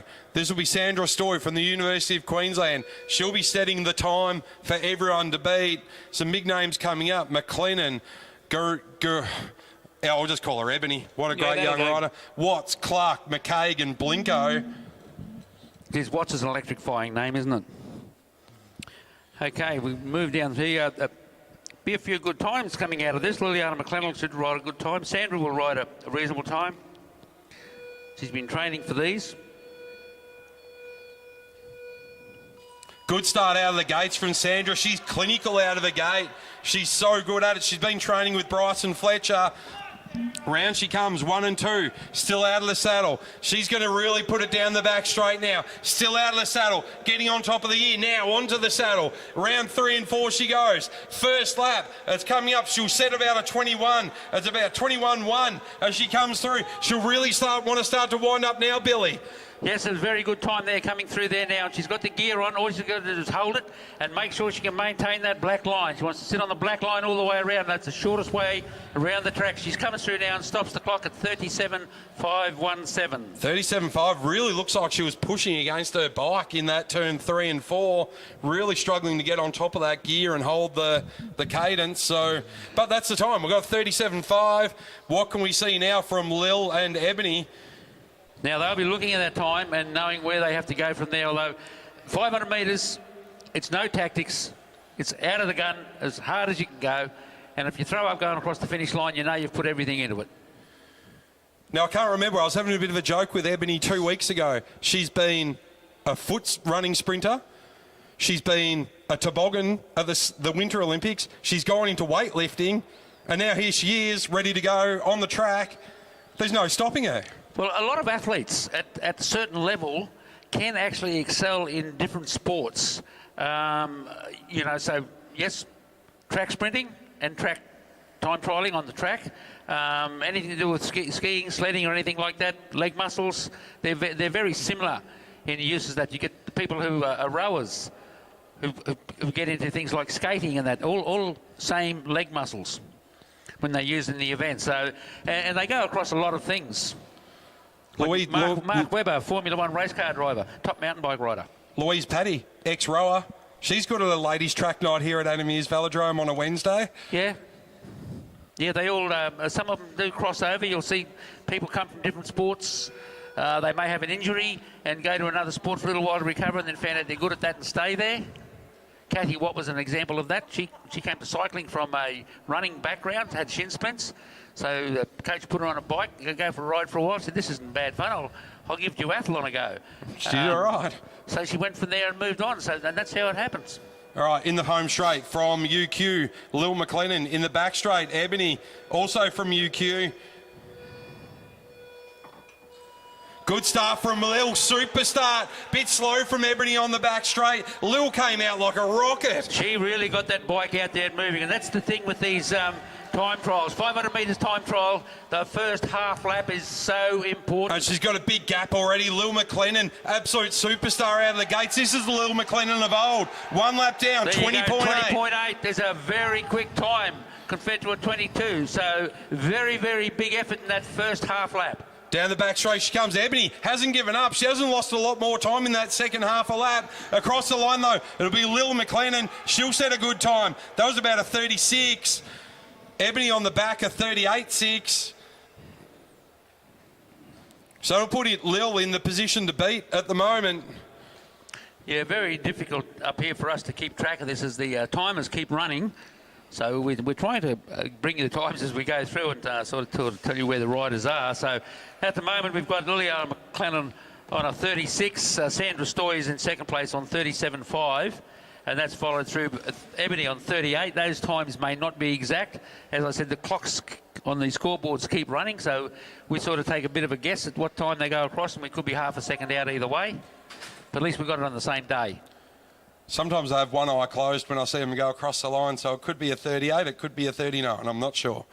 Well, at least you haven't got both eyes closed. It's the way you drive, so they tell me. Next up on the track, from Balmoral Cycling Club, Sophie Watts on the front straight, and from St George Cycling Club, Tomasin Clark. We've got a couple of riders here from the St George Club. Don't know whether they're up here on holidays, came up specifically for it, although it's not new. Many years ago, we quite often used to get a lot of riders come up from other states because our state titles were several weeks before theirs. I mean, I've had 4 or 5 New South Wales kids staying at home in years gone by, and the dads have brought them up because they wanted to give them a bit of a hit out before their own state titles. St George, rough guess, closest velodrome would be the one in Toowoomba. I think it's New South Wales, St George. No, just inside Queensland. St George? You sure that's the club? Oh, maybe not. No, oh, New South Wales. Sorry, we're talking about different clubs. I'm thinking Yes. St George, Queensland. Yes, there is a St George in Queensland. I should know that. My grandparents come from there, and there's a street there named after them. Got a very nice winery too, just by the way. Oh, great start there from Watts on the front straight. Off she goes. Really pushed it out. On the back straight, Clark really trying to get on top of her gear now. Clark off to a good start. Oh, and it's even Stevens for that first half a lap between Watts and Clark. What can they do now as they come round? One lap down. It's Clark just maybe. Yeah, Clark just laid that in that first half lap. Even though she didn't look like she got a good start, she was off the mark very quick. They're still going very close towards each other. There's nothing in it between the two as they come out of their final turn. And it's going to be Clark, and she stops the clock at 35.341. So that's got Watts at 35.34 and a 36.1 for Clark. I don't think there was that much of a difference, but we'll go with what the scoreboard says at the moment, saying Sophie Watts with a 35.34.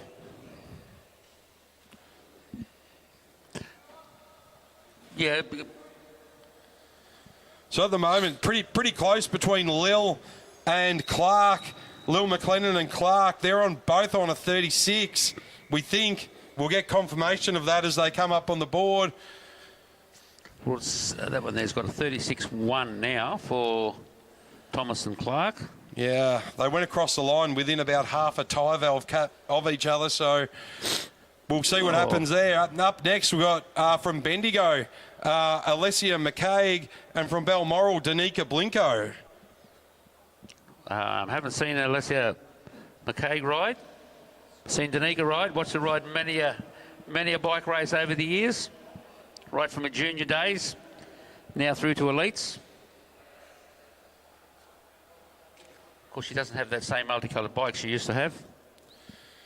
McCaig must be fairly highly rated. They've got her as the last up against Blinko, so the chief commissaire must have a fair inkling of what McCaig's capable of.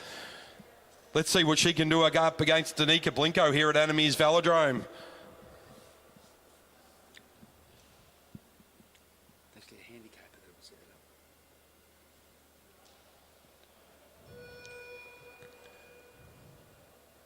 Let's see how well Danica can get this thing moving off the blocks. Good start from both riders. Danica looked impressive. Danica on the back straight looked really impressive out of the gate. As they come round now, first half a lap, it's going to be pretty close as they come through.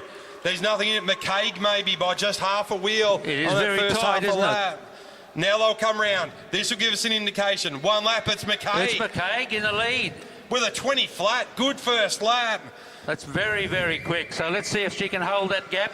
Blinko Yes. really starting to push down that front straight, trying to catch McKaig, but McKaig might have this, She's and she got it all does, with a 34.7 and a 35.4 for Danica Blinko. So it'll put her just outside Sophie Watts' time for Danica Blinko, but it'll definitely be Alessia McKaig will set the fastest time in this final.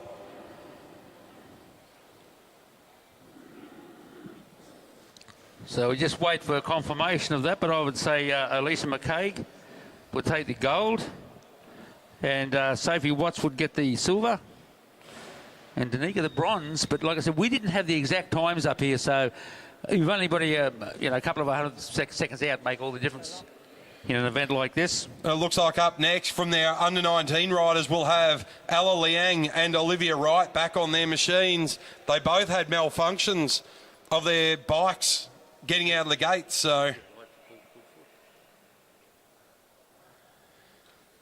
we'll see this one started again. We see Victoria Smith already set a time. The clock didn't stop, so we didn't get an exact time on that one for Victoria Smith. So it'll just be suns out, guns out, go as fast as you can for Ella and Olivia.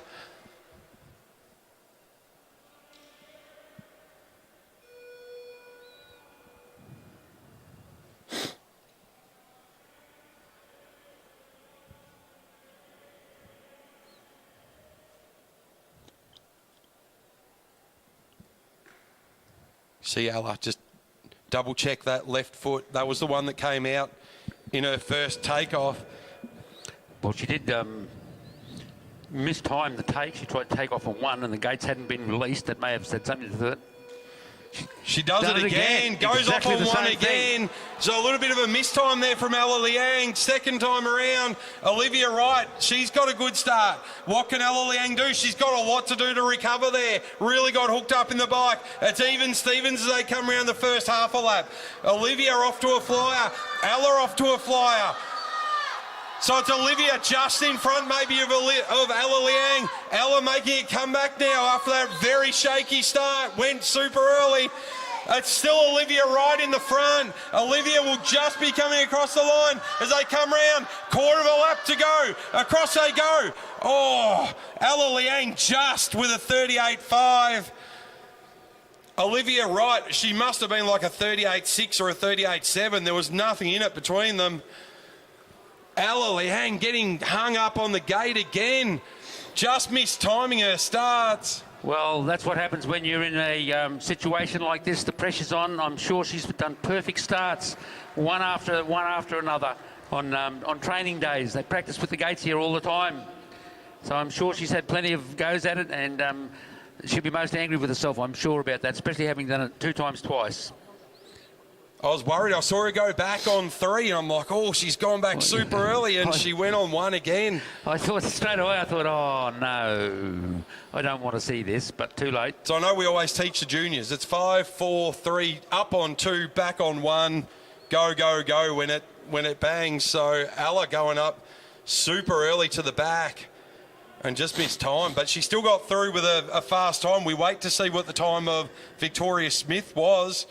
To see what Ella Liang can do there. So that was the final for the under-19 women. Now we're coming through to the repechage for the Keirin, somewhere along the line. So we've got Clark, Macris, Cameron and Ida.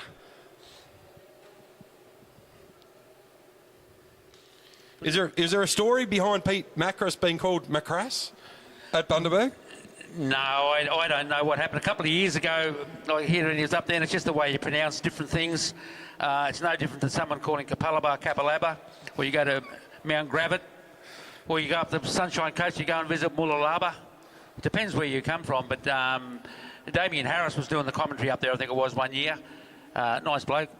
Raced in a team for me once, but anyhow, and he said Macrass, and someone corrected him, but I know he was corrected, but no, he continues to say Macrass, and if he's still doing it now, well, that's just Damo. If you knew Damo, you'd understand. The name has stuck. We'll call him Pete. He's a great bloke, Pete Macris. So, on the front, Adam Clark, then Peter Macris, then Cameron, then John Eder. So this, first two, through to the gold final for the Keirin. We've already got Davies, Fletcher, Elliott, and Black through to the final. The first two across the line from these two will go through to join them. Okay, Commissaire's got his hand up. Motorbike ready to come around. See Jerry O'Connell out there. He was helping with the juniors from UQ last weekend. Now he's here with the senior riders. Yeah, but he broke himself helping the juniors. He broke himself. Yeah, he did. pulled a hammy. Okay, there we go. Clark not too eager to get going too quickly out there. No one in a big hurry, but Clark must take the bike within the first half lap, or he will get pinged. Okay, there we go. I think the Derny helped him there a little bit. You'd hear the gas come off just to give Clark time to get on the back as they come round. One lap down from behind the Derny, two more to go. Coming around now, they roll through, as you said. Yes, I think the bike did go back. Oh, that's curbs on the bike. There we go now. So Clark, followed by McCrass, Cameron, and John Eder at the back. You can't keep calling him McCrass, or I won't be able to call anything tonight. No, I won't do it. I'll go back to Macris. All right, so Clark, Macris, Cameron now makes a move around the outside of Pete. Eder, he's going to try and follow Cameron's wheel. One more lap behind the Derny. They're all spread out. Only Clark hasn't moved. He's stuck behind the Derny. Peter Macris in second. Cameron into third. Eder still in fourth. Off goes the Derny. So Cameron's going to start the hit out from around the outside, but he's not overly 100% onto it because he's still got just over 500 metres to travel. John Eder follows him around. Clark's down the bottom of the track. Pete's just sitting around out the back. I wonder what he's going to do. Still 2 laps to go, 500 metres to go.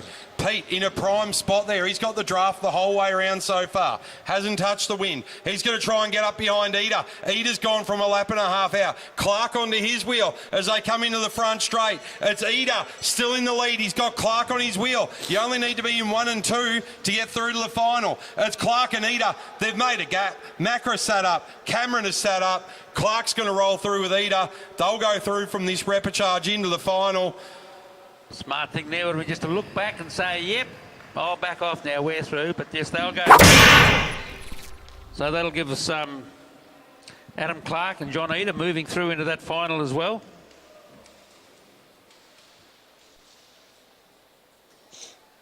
What numbers were they? Clark was 16, Eder 8.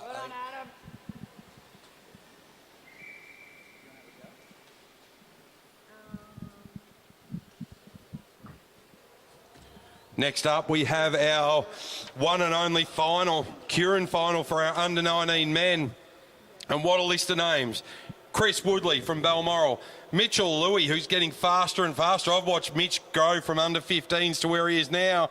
A finer gentleman you'll never meet in Archie Pratt from Bundaberg. He's joined by Cameron Tipple, Harry Preston from Townsville, and Tom Choi from UQ.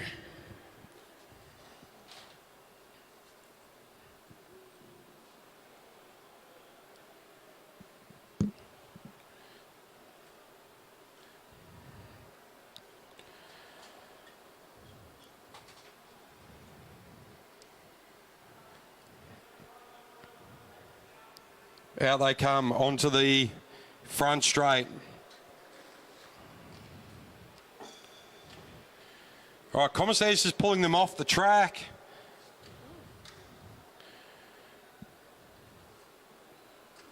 Not sure what's happened there. Com's not happy with something. All the riders are coming off. Oh, it looks like they're doing some presentations maybe. Oh, yeah, presentations 3, 5 and 6. Yeah. Adrian, you should read the bloody program, okay? I should, Billy. It's all your fault. You're the one wearing glasses, so I'm going to blame you on this one. Oh, yeah, but my glasses aren't, they actually are designed for that distance. So, yeah, I should have read the program. The Commissaire's maybe should have done too. So event 3 That'll be our para 1,000 metres. And events 5 and 6, they will be our under 19 women's TT 500 TT and our elite women's 500 TT. So we'll start off with our para 1,000 metres. We've got a few people picking up medals there. All good to see. Just waiting there now. They're getting themselves all organised. Put a bit of music back on and have some coffee. Is the music playing?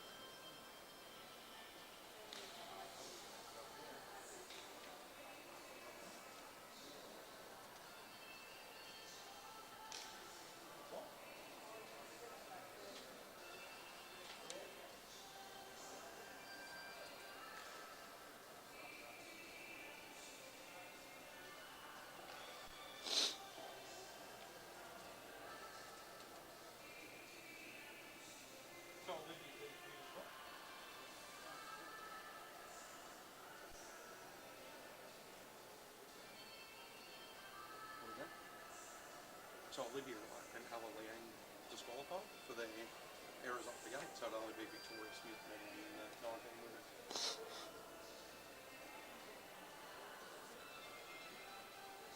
What happened to them right again? They asked me if they could do a ride for time.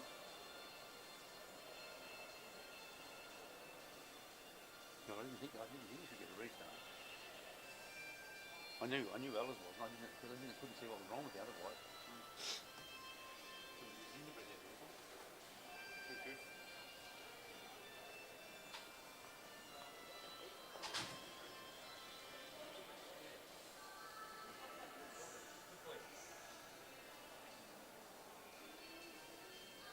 Put your hair on your chest.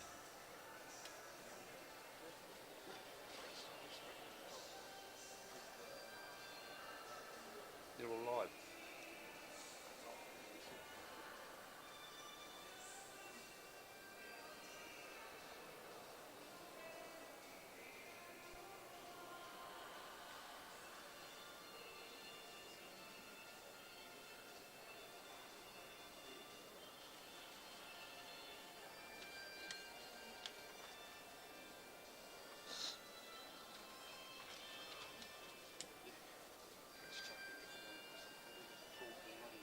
Oh yeah, you're all right.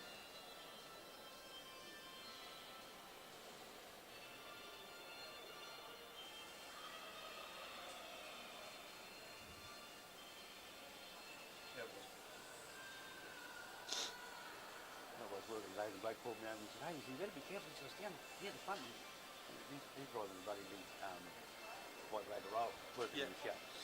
He said, there's a little brown snake going across there. He said, you should be careful. I said, I don't worry about snakes. I said, I've seen a few black ones, quite a few carpet snakes there, a couple of browns, but people get overexcited about being scared of snakes. Because, trust me, if you go walking towards a snake, they want to get away from you just as much as you want to get away from them. That's right. They'll either back up if you catch them by surprise or go near them. I've seen a beautiful bloody carpet snake at the one of them. It must have just shed its skin. Jeez, it was beautiful. About 6 foot. Really nice.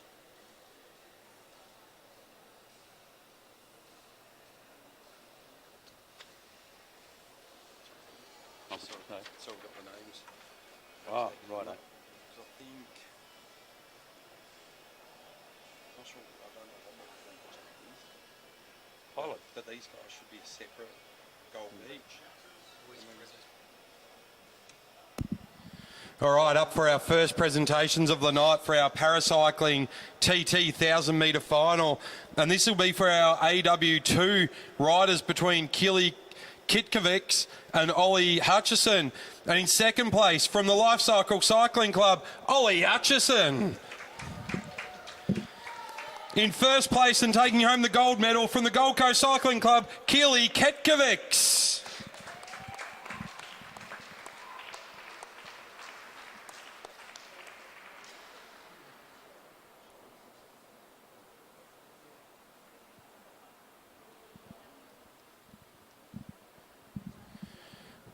Great riding from these two young men. Good job, Keely and Ollie.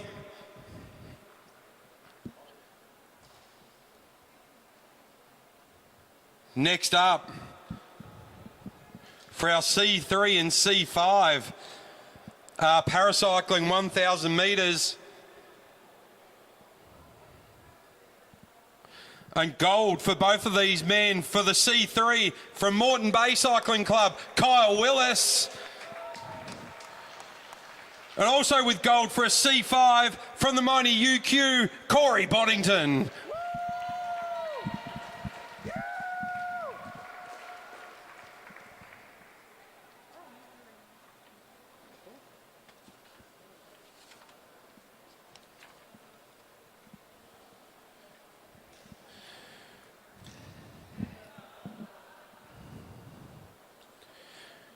Next up, for our next medal presentation, for our Junior Women's 19 500 TT final.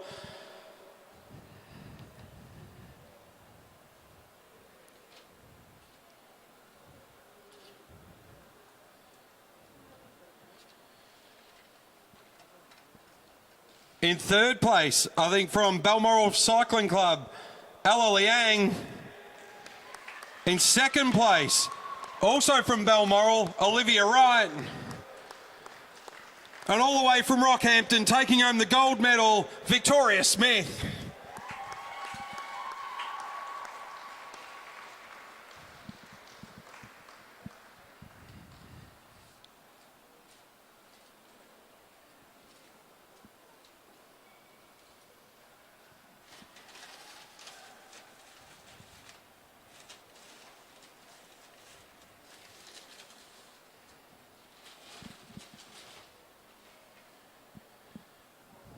Okay, and our final presentation for this session, this will be for our elite women 500 metre TT final.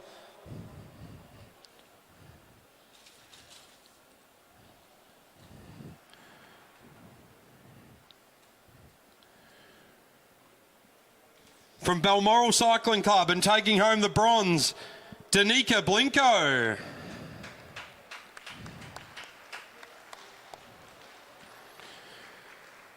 In second place, and also from Balmoral Cycling Club, taking home the silver, Sophie Watts.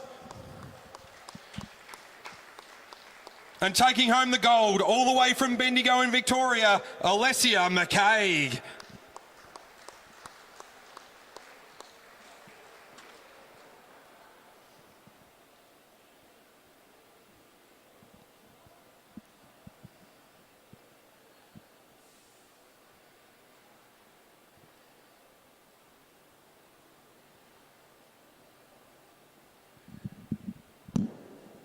Good job from all the riders. Coming up to finish off this session, we'll have our junior men Keirin final for their under-19s. We'll have our elite men individual pursuit final. We'll have our junior men 19 individual pursuit final, and then we'll have our elite men Keirin final to finish off day one of this State Track Championships here at Anna Meares Velodrome. First up on the boards, Billy. Yeah, well, we should have our bronze medal right off between Wang and Doraboo. Should be our first riders up onto the track. Oh, no, sorry, we've got this junior under-19 men Keirin up here. I'm already getting absorbed in our Keirin, in our elite. It's because we called it before the presentations. I think we've overlooked it. But yeah, junior men 19 Keirin final. As you mentioned earlier, Mitchell Louis has been coming along quite well over the past couple of years, and as we've all seen him come through. Teo Choi will be in there to mix it all up with everybody, so to keep things rolling through. Christopher Woodley rode quite a few well thought out events throughout the AMV Sprint Series, so he knows what to do out there. And like I said, some of these events are about not just all about how hard you can go, it's how well you think about what you're doing and think about what other people are doing, and just keep an eye on what's happening around you. Be aware of the presence of everything that's going on. Riders making their way up into the track now. Motorbike rider putting their helmet on. It's a good indication that they're ready.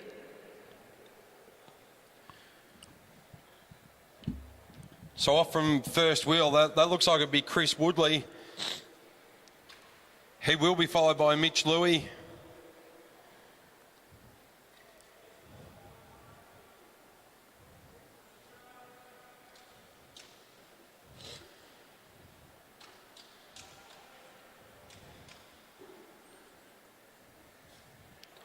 Archie Pratt, he's coming up on the boards.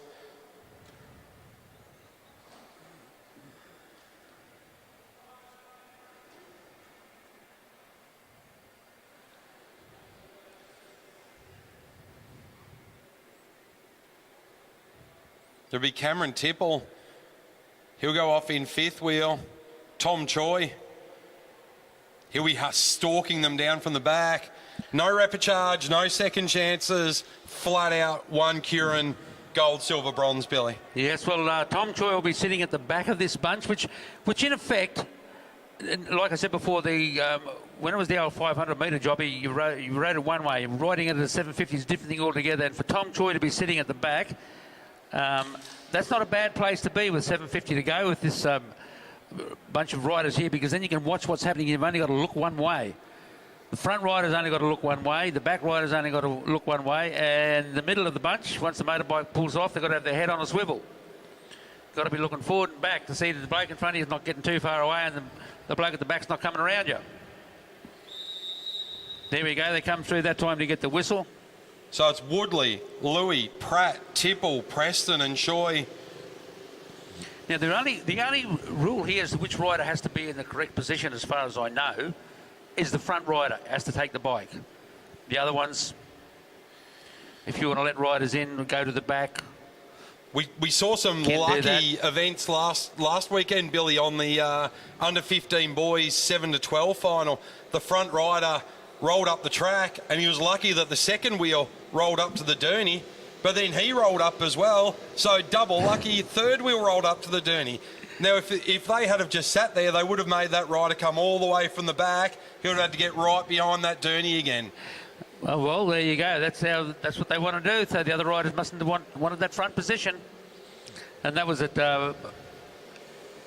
here at that Enemirs. So if the other rider comes through, yeah. As you can see there's a bit of a gap opened up there. Look, Louis leaving the gap open there. Now Woodley, he's leaving a gap open as well. Choi's coming around the outside. Choi's going to come around the outside. He's coming in before the bike drops off, which I was a bit surprised, but he's not accelerating quickly. He just wants to keep everything under control, trying to control it from the front, which is what he is going to do. Now he's got his neck on a swivel. It's Choi, followed by Pratt. Mitchell Louis not in a good spot there at the moment. He's very boxed in there, and Tom Choi knows that. He knows who his opposition is. And here's our young man from Townsville, Harry Preston. Cameron Tipple, from Fraser Coast. Tom goes after him. He's opened the door for Mitch Louis now. He's not boxed in. Now they're free to race as they come round. They'll get the bell this time round. Now Tom opens the door. Archie Pratt right on his wheel as they go round 1 and 2. It's still Choi in front, followed by Pratt. Louis making his move around the outside now. Tom Choi, he's going to be too strong coming around 3 and 4. This will be a fight for silver. Archie Pratt, Tom Choi for gold, Archie Pratt for silver. Great ride, young man. And followed by Mitchell Louis into bronze. Well, when you have a look at the build of these guys, Archie Pratt is not up to the same size as like Choi and Louis, but he still hung in there and he rode a great race, a smart race. Super smart. He sat on Tom's wheel. He knew where he had to be, and he went with it. Cameron Tipple did the only thing he could do. He knew that in a final sprint he was never going to beat any of those guys, so he thought, I'll give it a bit of a hit from the way out. If they chase me, they chase me down. If not, well, I've got a bit of a head start on them. But and I've seen it happen. I've seen it happen where the big boys have let someone go off the front a little bit and give them 30 or 40 metres, and then all of a sudden they can't bring it back. So Great ride from happen. Archie Pratt. What a legend. Second, Tom Choi, Godzilla. He comes in for the win. Mitch Louis from Balmoral, he'll take home the bronze. Smart from Tom Choi. He had that under control from the start. He saw the gaps open. He went to the front, controlled the pace, controlled what he wanted to do, saw them coming, took off. They had no answers, Billy. No, well, that's what I said. When he moved around to the front, he came around quickly, but then as soon as he got around to the front level with Woodley, he just held it there because he knew what he wanted to do, and he knew it also put Mitchell Louis in a pocket. It was going to make it hard for him to get out, and they just rode around like that at the same pace for the next couple of laps. Choi wasn't about to make it go too hard. He wanted to keep it steady, and as I said, Tipple did the only thing he had, the only thing he could do. He went from the back, took a bit of a flyer. Sometimes they work, sometimes they don't, but his other option, of course, is waiting and trying to out-sprint like Choi and Louis, and that wasn't going to happen either. So smartly ridden. So great under-19 men's Keirin final. Now we'll move on to those pursuits I was talking about. So to finish out the night, we're going to have our elite men finals for the 4,000 metre pursuit. Then we'll go into our 19 3,000 metre pursuit finals.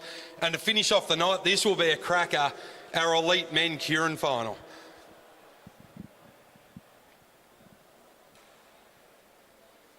So first up on the boards in this 4,000 metre final. This is for bronze. This will be Huang from UQ up against Jay Doraboom from Lifecycle.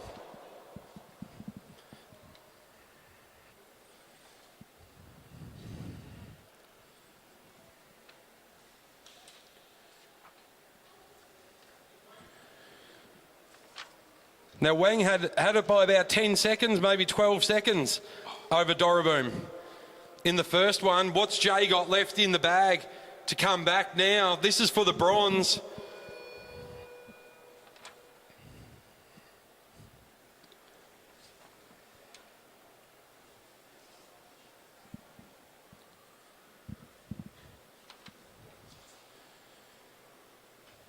Round they come. Huang will be on the front straight. Jay Doraboom, he'll take off from the back straight. Well, in their qualifying, of course, there was about 12.5 second gap in their times. But once again, now that they've got someone to chase, it could make a difference. As you watched earlier when Doraboom was riding and got caught, he picked it up. So he held the same pace. So when they come around this time,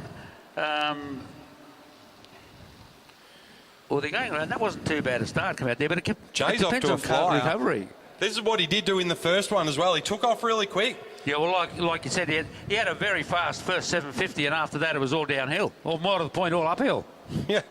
Now, if history repeats, we should see Wang almost catch Doraboom just as Wang finishes off his ride. About 12 seconds, probably a bit earlier.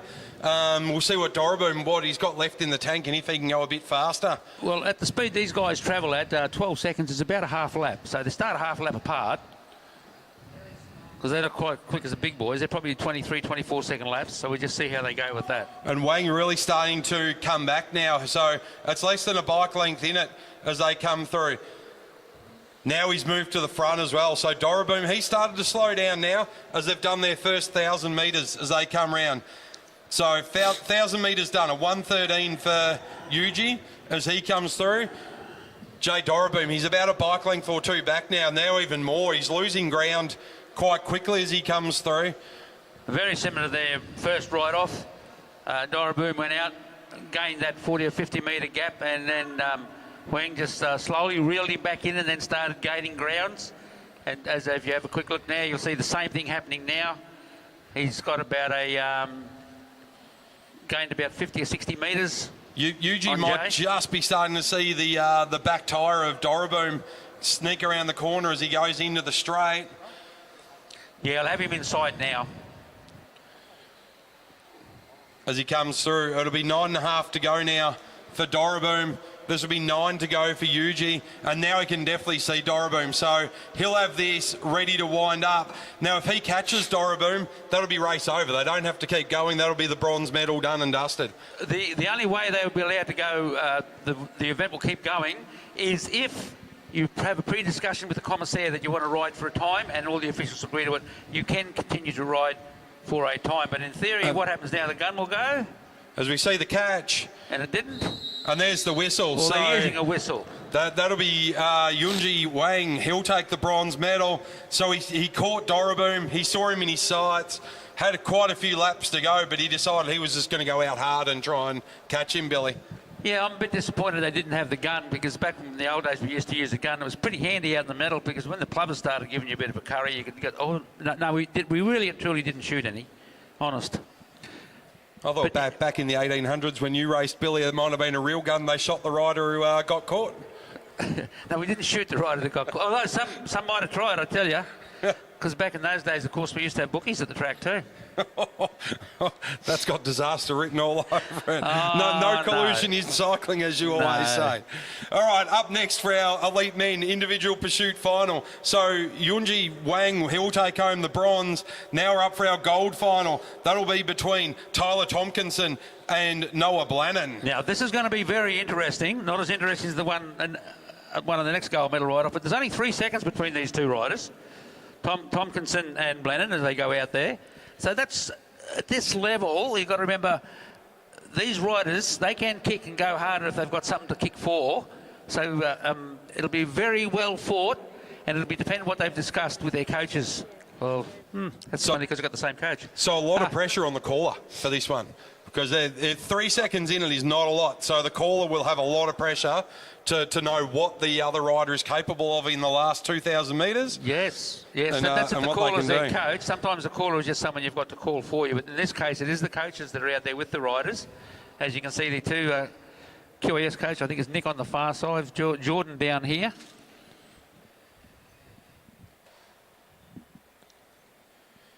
So both in the QAS squad, they'll be looking to go as fast as they possibly can. Isn't it funny? I can remember when Tyler's father was a junior. He's standing over there now, but I can remember when he was his father was an under 17. That's sad, isn't it? No, I don't think that's sad. I think that's a great thing. Family staying in the sport. That's terrific. Well, you get a lot of it over the years. Family staying in the sport, racing together. Right, so this is our gold final. Tompkinson, Blannon, what can we do here? Both riders getting off the mark reasonably well. As you'd expect from riders of this level of experience, they should be able to do that. So it's Tompkinson started in the front straight, Blannon on the back straight, nothing in it. Tompkinson out of the saddle, and we saw this in his qualifying. He did get off to a bit of a fly to start with. Blannon a bit more controlled, but there's not even a bike length between the two. Tompkinson's got a little bit of a gap there. Remember, Tompkinson did have the fastest time, but he doesn't want to go out too hard and try and do it. There's only a minimal amount of gap between those two guys. So, like I said, it could come down to the last kilo.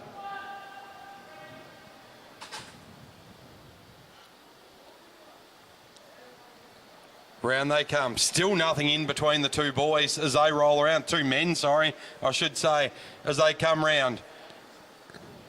Well, a little bit of a gap. We'll just see on this next lap.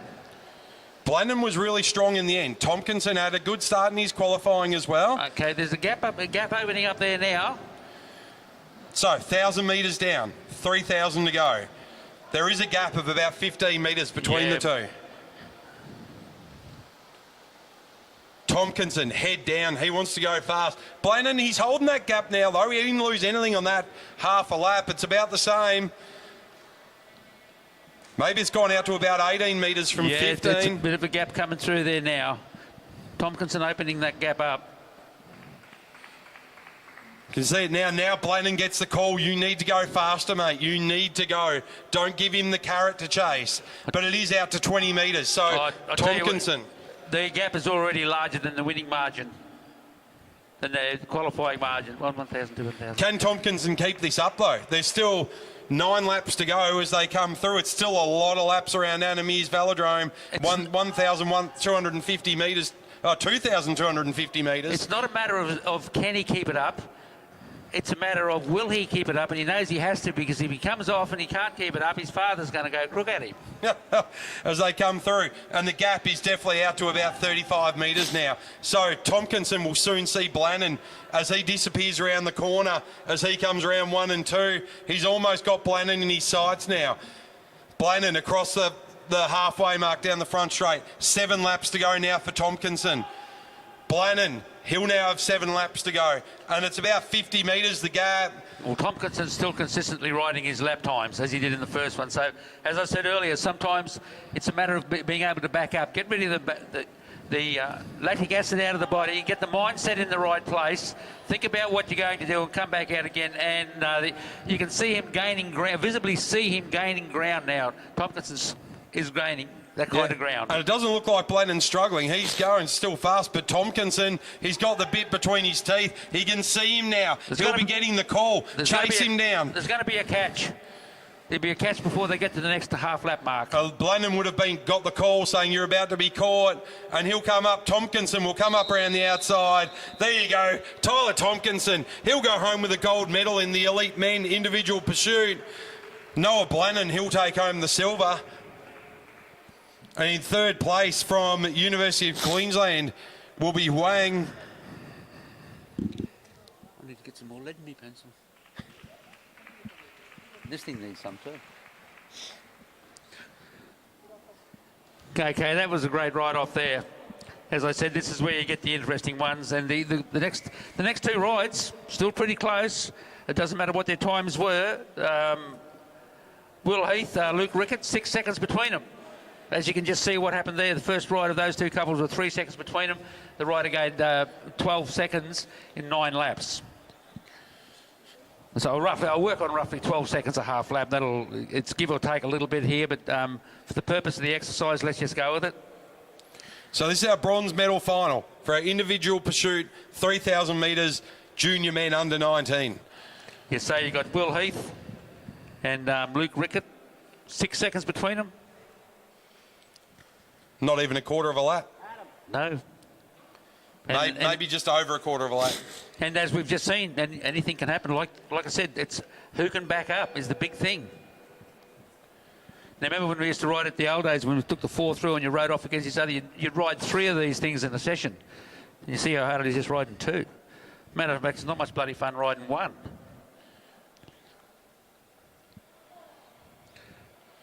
Riders in their line, 10 seconds to go. So it'll be Heath taking off on the front straight, Rickard on the back.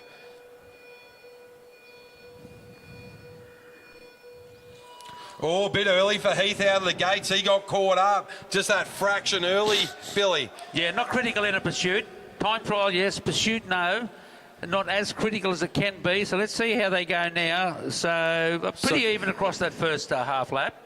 So it's a mental game now. Can Will Heath bring it back? Will he use too much energy thinking, I got caught up in the gate, I need to catch up? No, the rider of his experience won't let that worry him at all. It should be out of his head by now, because there's no good... You can't change it, so don't worry about it. And you can see he's already gone to about 2 bike lengths over the top of Rickard as they come through. 2 laps down, 10 to go.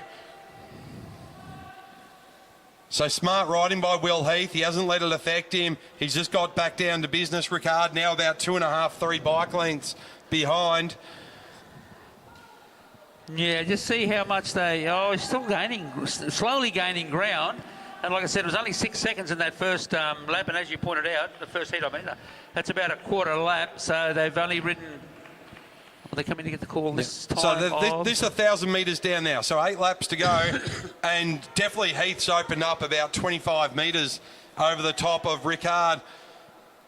Can he keep going? He looks comfortable. He keeps looking up and down though, Will Heath. Rickard's just got the head down. He's just looking at the track in front of him. Heath looking up and down. He wants to see where Rickard is as they come around now. So Heath still won't see Rickard as he comes through. They'll be halfway through this time around. Now Will Heath might start to see Rickard. 1,500 down, 1,500 to go. 1,500 now for Rickard as well. He just disappears around turn 3 as Heath comes around turn 2. They're in the same straight now as they come through. 5 laps to go for Heath. As they come around, you can see the gap. It's only about 40, 45 metres now. Maybe a bit more between the two riders. But Heath, he's got some motivation now. He's got 1,000 metres to go. If he catches, he won't have to do the 4,000 metres, so he'll be going as quick as he can. Well, you can see now, he's starting to, you can visually see now, he's starting to gain ground. And once that starts happening, and his coach will be calling him, he may be calling him up to try and get him up there to end it as soon as possible. He is still calling times, which means he must be riding for a time, not just the win.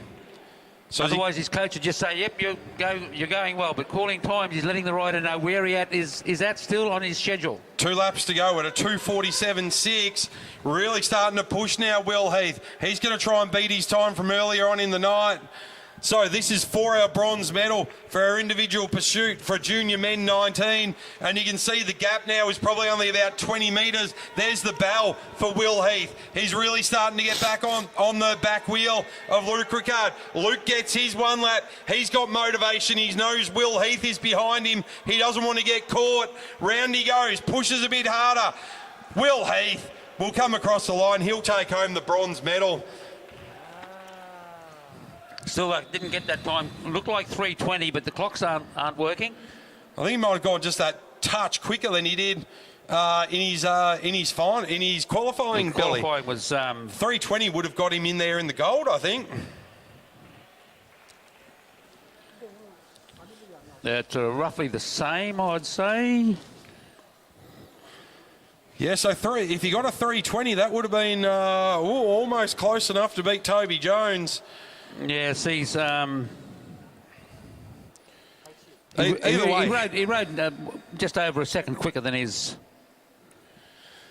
in his heat. Either way, Will Heath will take home the bronze medal, and a great ride there from Luke Rickard to come home 4th. Now we go to our junior men gold final for the individual pursuit. This is going to be interesting, but once again, you never know what's going to come out of it. 1.5 seconds difference in their qualifying times. So that's not a lot, but as we've seen in the last one, 3 seconds in the qualifying, about 7 seconds in the final. Hughes and Jones, what can they do over 3,000 metres? They'll both want this one, Billy. Of course. They didn't come along here to play marbles. Well, if they did, they'd still want to win. So Jones off the back straight, Hughes on the front straight. These boys will be psyching themselves up, getting ready for this, and as you said, yes, they both want it.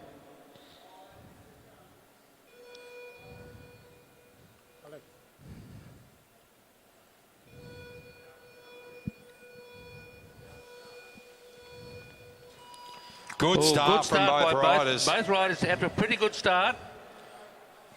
Hughes gaining acceleration a little bit quicker as they're coming around. He comes out of the corner now. We'll see what it looks like. Hughes will have it at the first half lap already.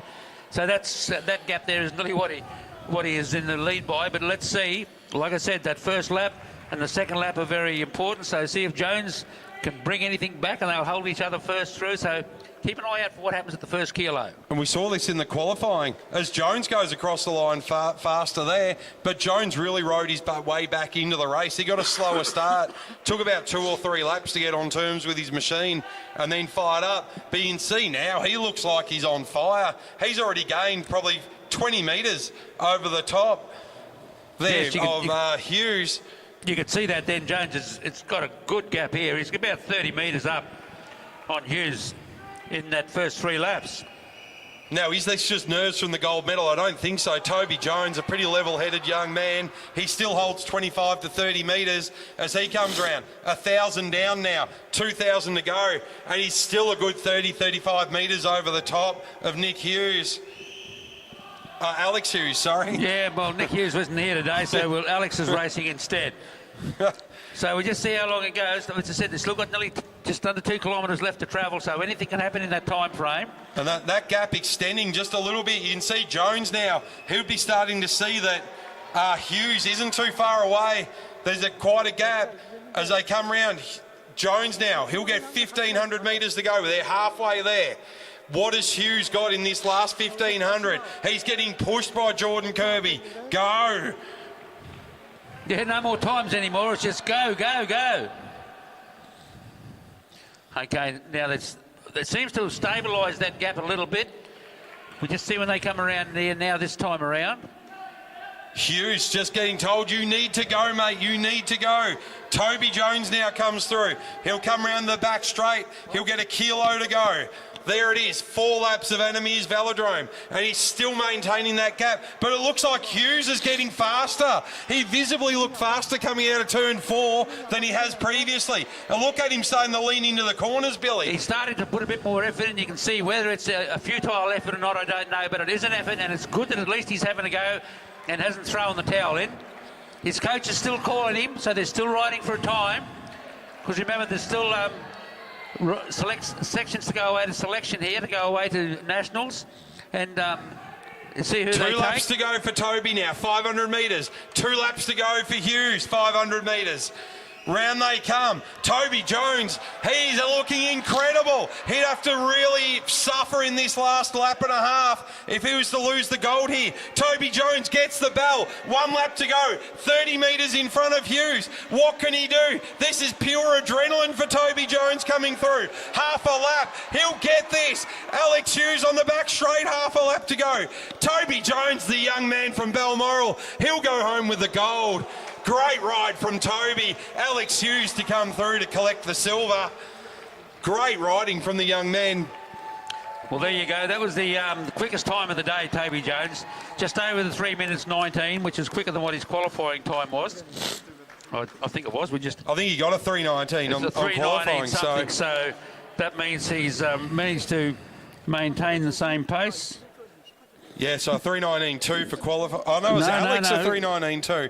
So Toby did a 3:20, so he's gone a second quicker. He's gone a second quicker, yeah. He's because Alex Hughes rode a 3:19.22.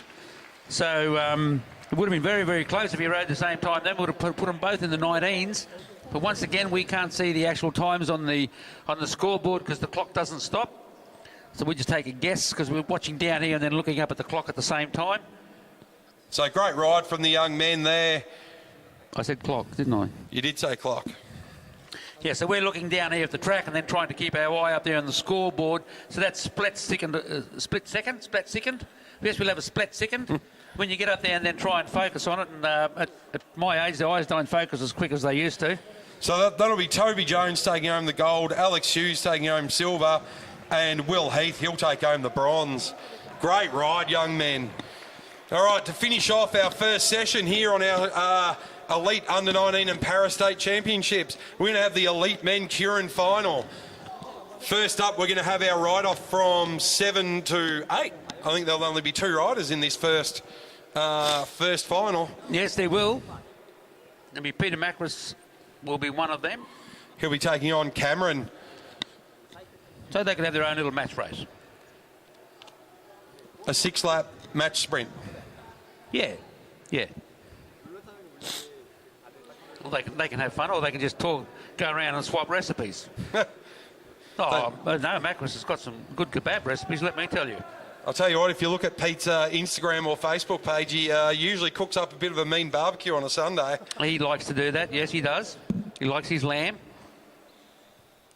I think there was like a 1.2 kilo tomahawk he had on his Weber the other day. Oh, I did see that, actually. Yes, it was. That's good to see that he's helping the vegans out by eating the animals that eat their food. Did you get an invite, though, Billy? No. No, I don't think anyone did. So, well done to Pete. It's probably at his mum's place. It's probably mum cooking it. No, actually it's not. Pete does do the cooking.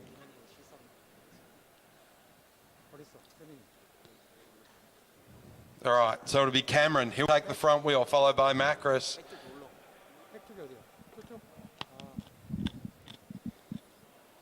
So this is our 7 to 8 final. Then we'll have the elite men coming out for their gold final. Well, that'll be interesting. You got Byron out there messing around. Ryan will be in there getting in amongst it. Fletcher will be in there. Some big names. Yes, yes, we'll see how they all go. A few different types of riders in there as well. So these riders here getting ready. So the Derny will come around. In theory, they come around about the 35 to 38 kilometre mark. He'll go around, pick up until 45 kilometres and come off at 3 to go, which leaves the riders 750 metres to travel. So to be Lockie Cameron onto the wheel of the Derny. He'll be followed by Peter Macris. Who's not followed by anybody. 3-lap match sprint.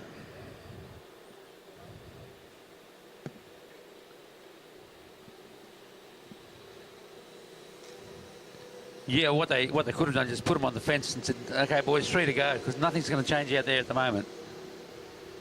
They'll just ride like this for 3 laps. It'll be a procession. They'll wind up to speed. Oh, well, Cameron will probably just keep the same speed, just keep a look over his shoulder, try and leave it to the last minute. Although both riders are on big gears, so they might want to wind it up a bit. Macris might swing up high and force the other rider to play into his hands. See what he does. That would be the good thing to go. As he come around out of turn 4 here, swing straight up the track before the bike pulls off. Okay, Derny off. Jordan Kirby off on the Derny. Lockie Cameron inherits the lead. Peter Macris second wheel. Pace stays high. As you said, Billy, you predicted Cameron will just keep riding at pace. They're both on a big gear. You can see the dinner plate that they've got on their crank. They don't want to wind that up from the start, I'll tell you. So 2 to go, and still no real pace put on by either rider. Probably around about the back straight, you'll see Cameron will start to pick it up. He's flicking around that over the place now. Controlling himself there. He's got the speed to go. He's holding it back. As they come around, they'll get the bell. Macris opens up, and he caught Cameron snoozing a little bit there. Cameron looked ahead. Pete took off. Round he comes. Instantly gets 10, 15 metres. Cameron's already sitting up. He knows he can't bring that gap back. Peter Macris. Good on you, Pete. There you go. All the way to the line. Push. Look around. He was like, I'm going. It's good to see. Push all the way to the line. Never assume anything. All right, coming into our last race of the night, our elite men Keirin gold medal final. So as I said, this is going to be very interesting to see what happens with this one. One of the things in this situation, the draw will affect the outcome, possibly, depending on the situation of where the riders are.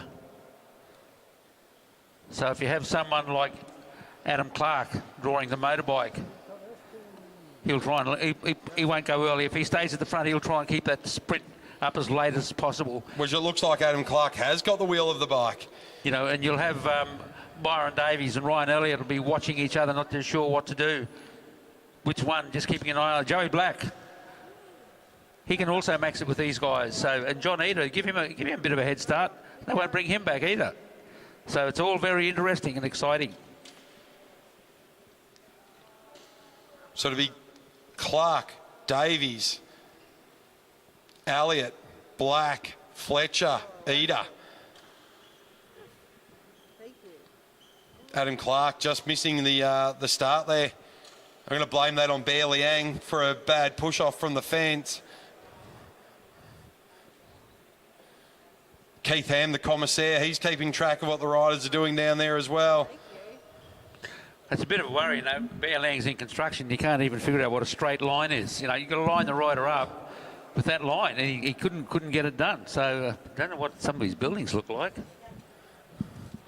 The house that Jack built, or the house that Bear built in this case. It's a Bear built house where they find the ball-bearing bird. Okay, all the riders now are assembled on the line. The Derny's commenced its journey coming around. Right, last race for the night. Elite men, Keirin final. This is for gold. Gold, silver, bronze as they come around. Clark, Davies, Black, Elliott. And it's going to be very interesting here how they watch each other.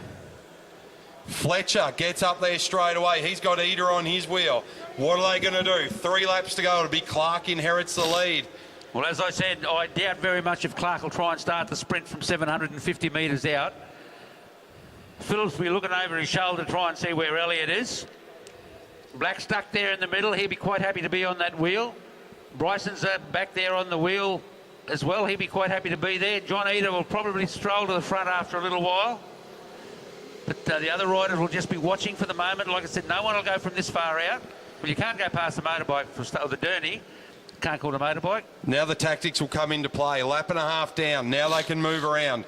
You can see Eder, as you said, he's going to make a move around the outside. He starts to come up on the back of Fletcher's wheel. Fletcher sees him coming. One more lap behind the Derny. No change in the order, but they're all looking. This is where they're all going to start to make their move. Where do they want to be? And they all look like they're pretty comfortable in their spot. Let's just see if Byron lets that gap open up a bit, because he likes to have a bit of room to run into if he needs. There it is. He's just left that little bit of a gap. Give himself a bit of room to run into. Fletcher, So his Fletcher, neck they're on a all looking at each swivel. other. Clark rolls up.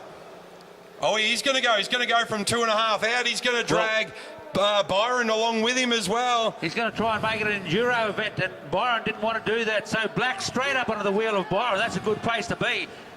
Black in a hot spot. Clark still in a good spot. Now, around the outside, Elliott, he brings Fletcher with him as they come into the main straight. Down they go, it's still Clark. Now Fletcher makes a move around the outside into 1 and 2.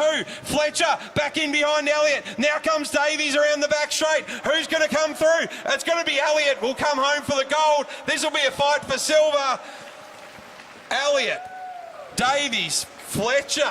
That was a good ride by those riders. Good move by Fletcher to go up where he did, because he knew he'd get sucked around into that next move. Eder tried the same thing, didn't quite work for him. So you can see the riders now rolling around. I'm sure that hurt everybody. Great ride there from young Ryan Elliott. He took it to them straight away. As soon as he saw Clark go, he went with it. He saw Fletcher up and running. He went.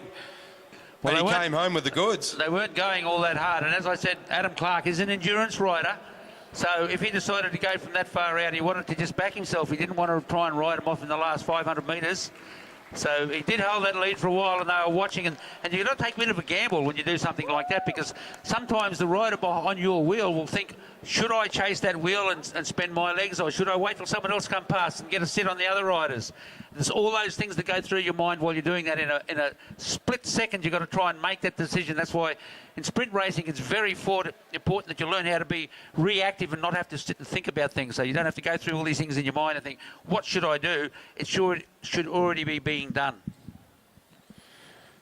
Great riding. So that's the end of our first session here at our Queensland Elite 19 and Para State Championships. We'll do some presentations shortly for our Junior 19 Keirin final, our Elite and 19 Pursuit, and our Elite Men Keirin final.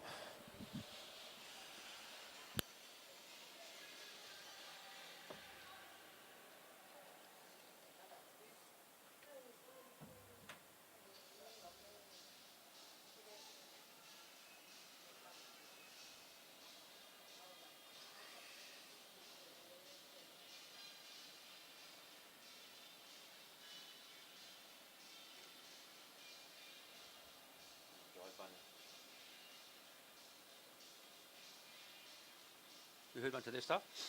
They get all these different songs. Yeah. Take bits and pieces out of them, but they're all played all the same beat. Yeah. I like watching some of the things they take clips out of old movies. Yeah. Play songs to them. It's all in there, yeah. I like that.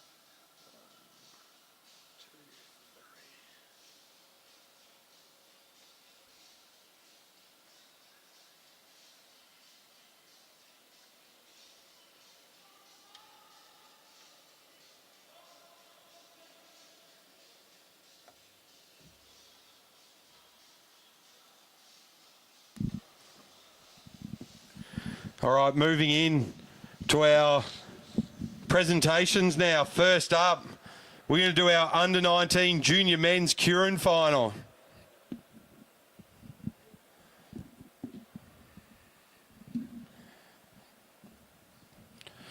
as the riders come up. So this is our junior men 19 Keirin final. In third place from Balmoral Cycling Club, Mitchell Louis.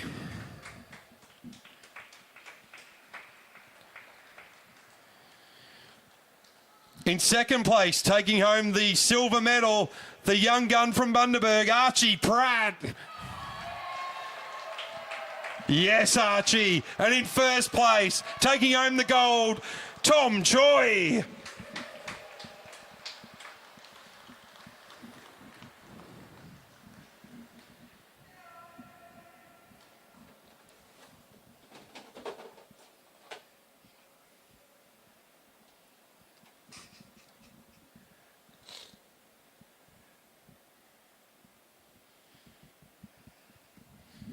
Great ride from those young men. Well done, boys.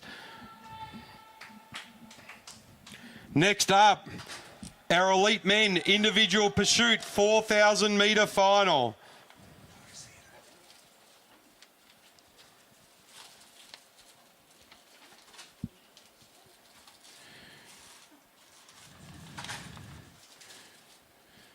In third place from the University of Queensland Cycling Club, Yuji Wang taking home the bronze.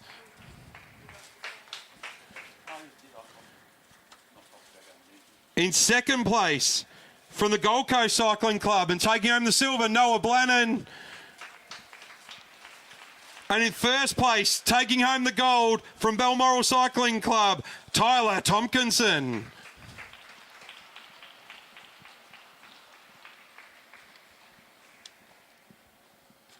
Which one?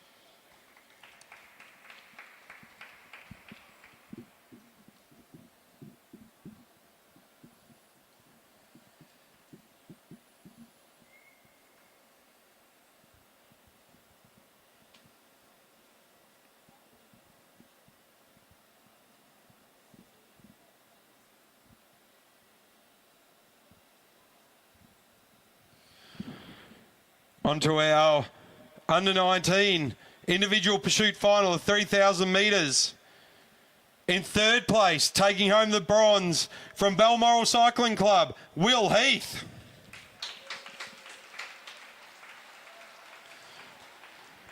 In second place, taking home the silver from the Gold Coast Cycling Club, Alex Hughes. And in first place with a gold medal, what a ride from this young man from Balmoral, Toby Jones.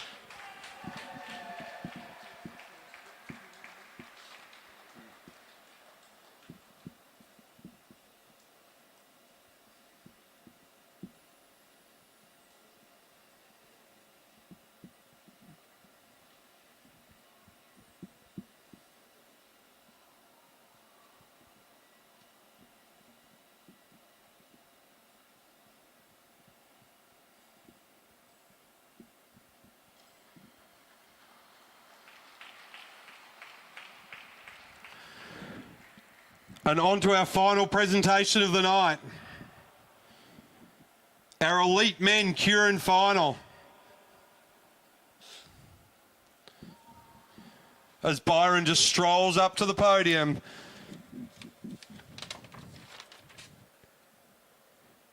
In third place, taking home the bronze from the University of Queensland, Bryson Fletcher.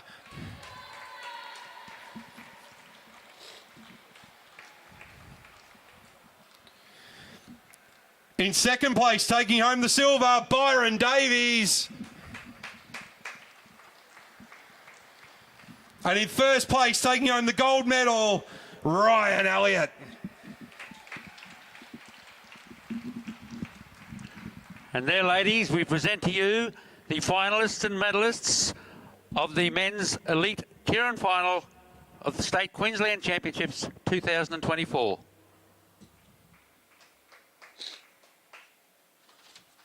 They do call it 24, don't they? Yep. Always have done previously.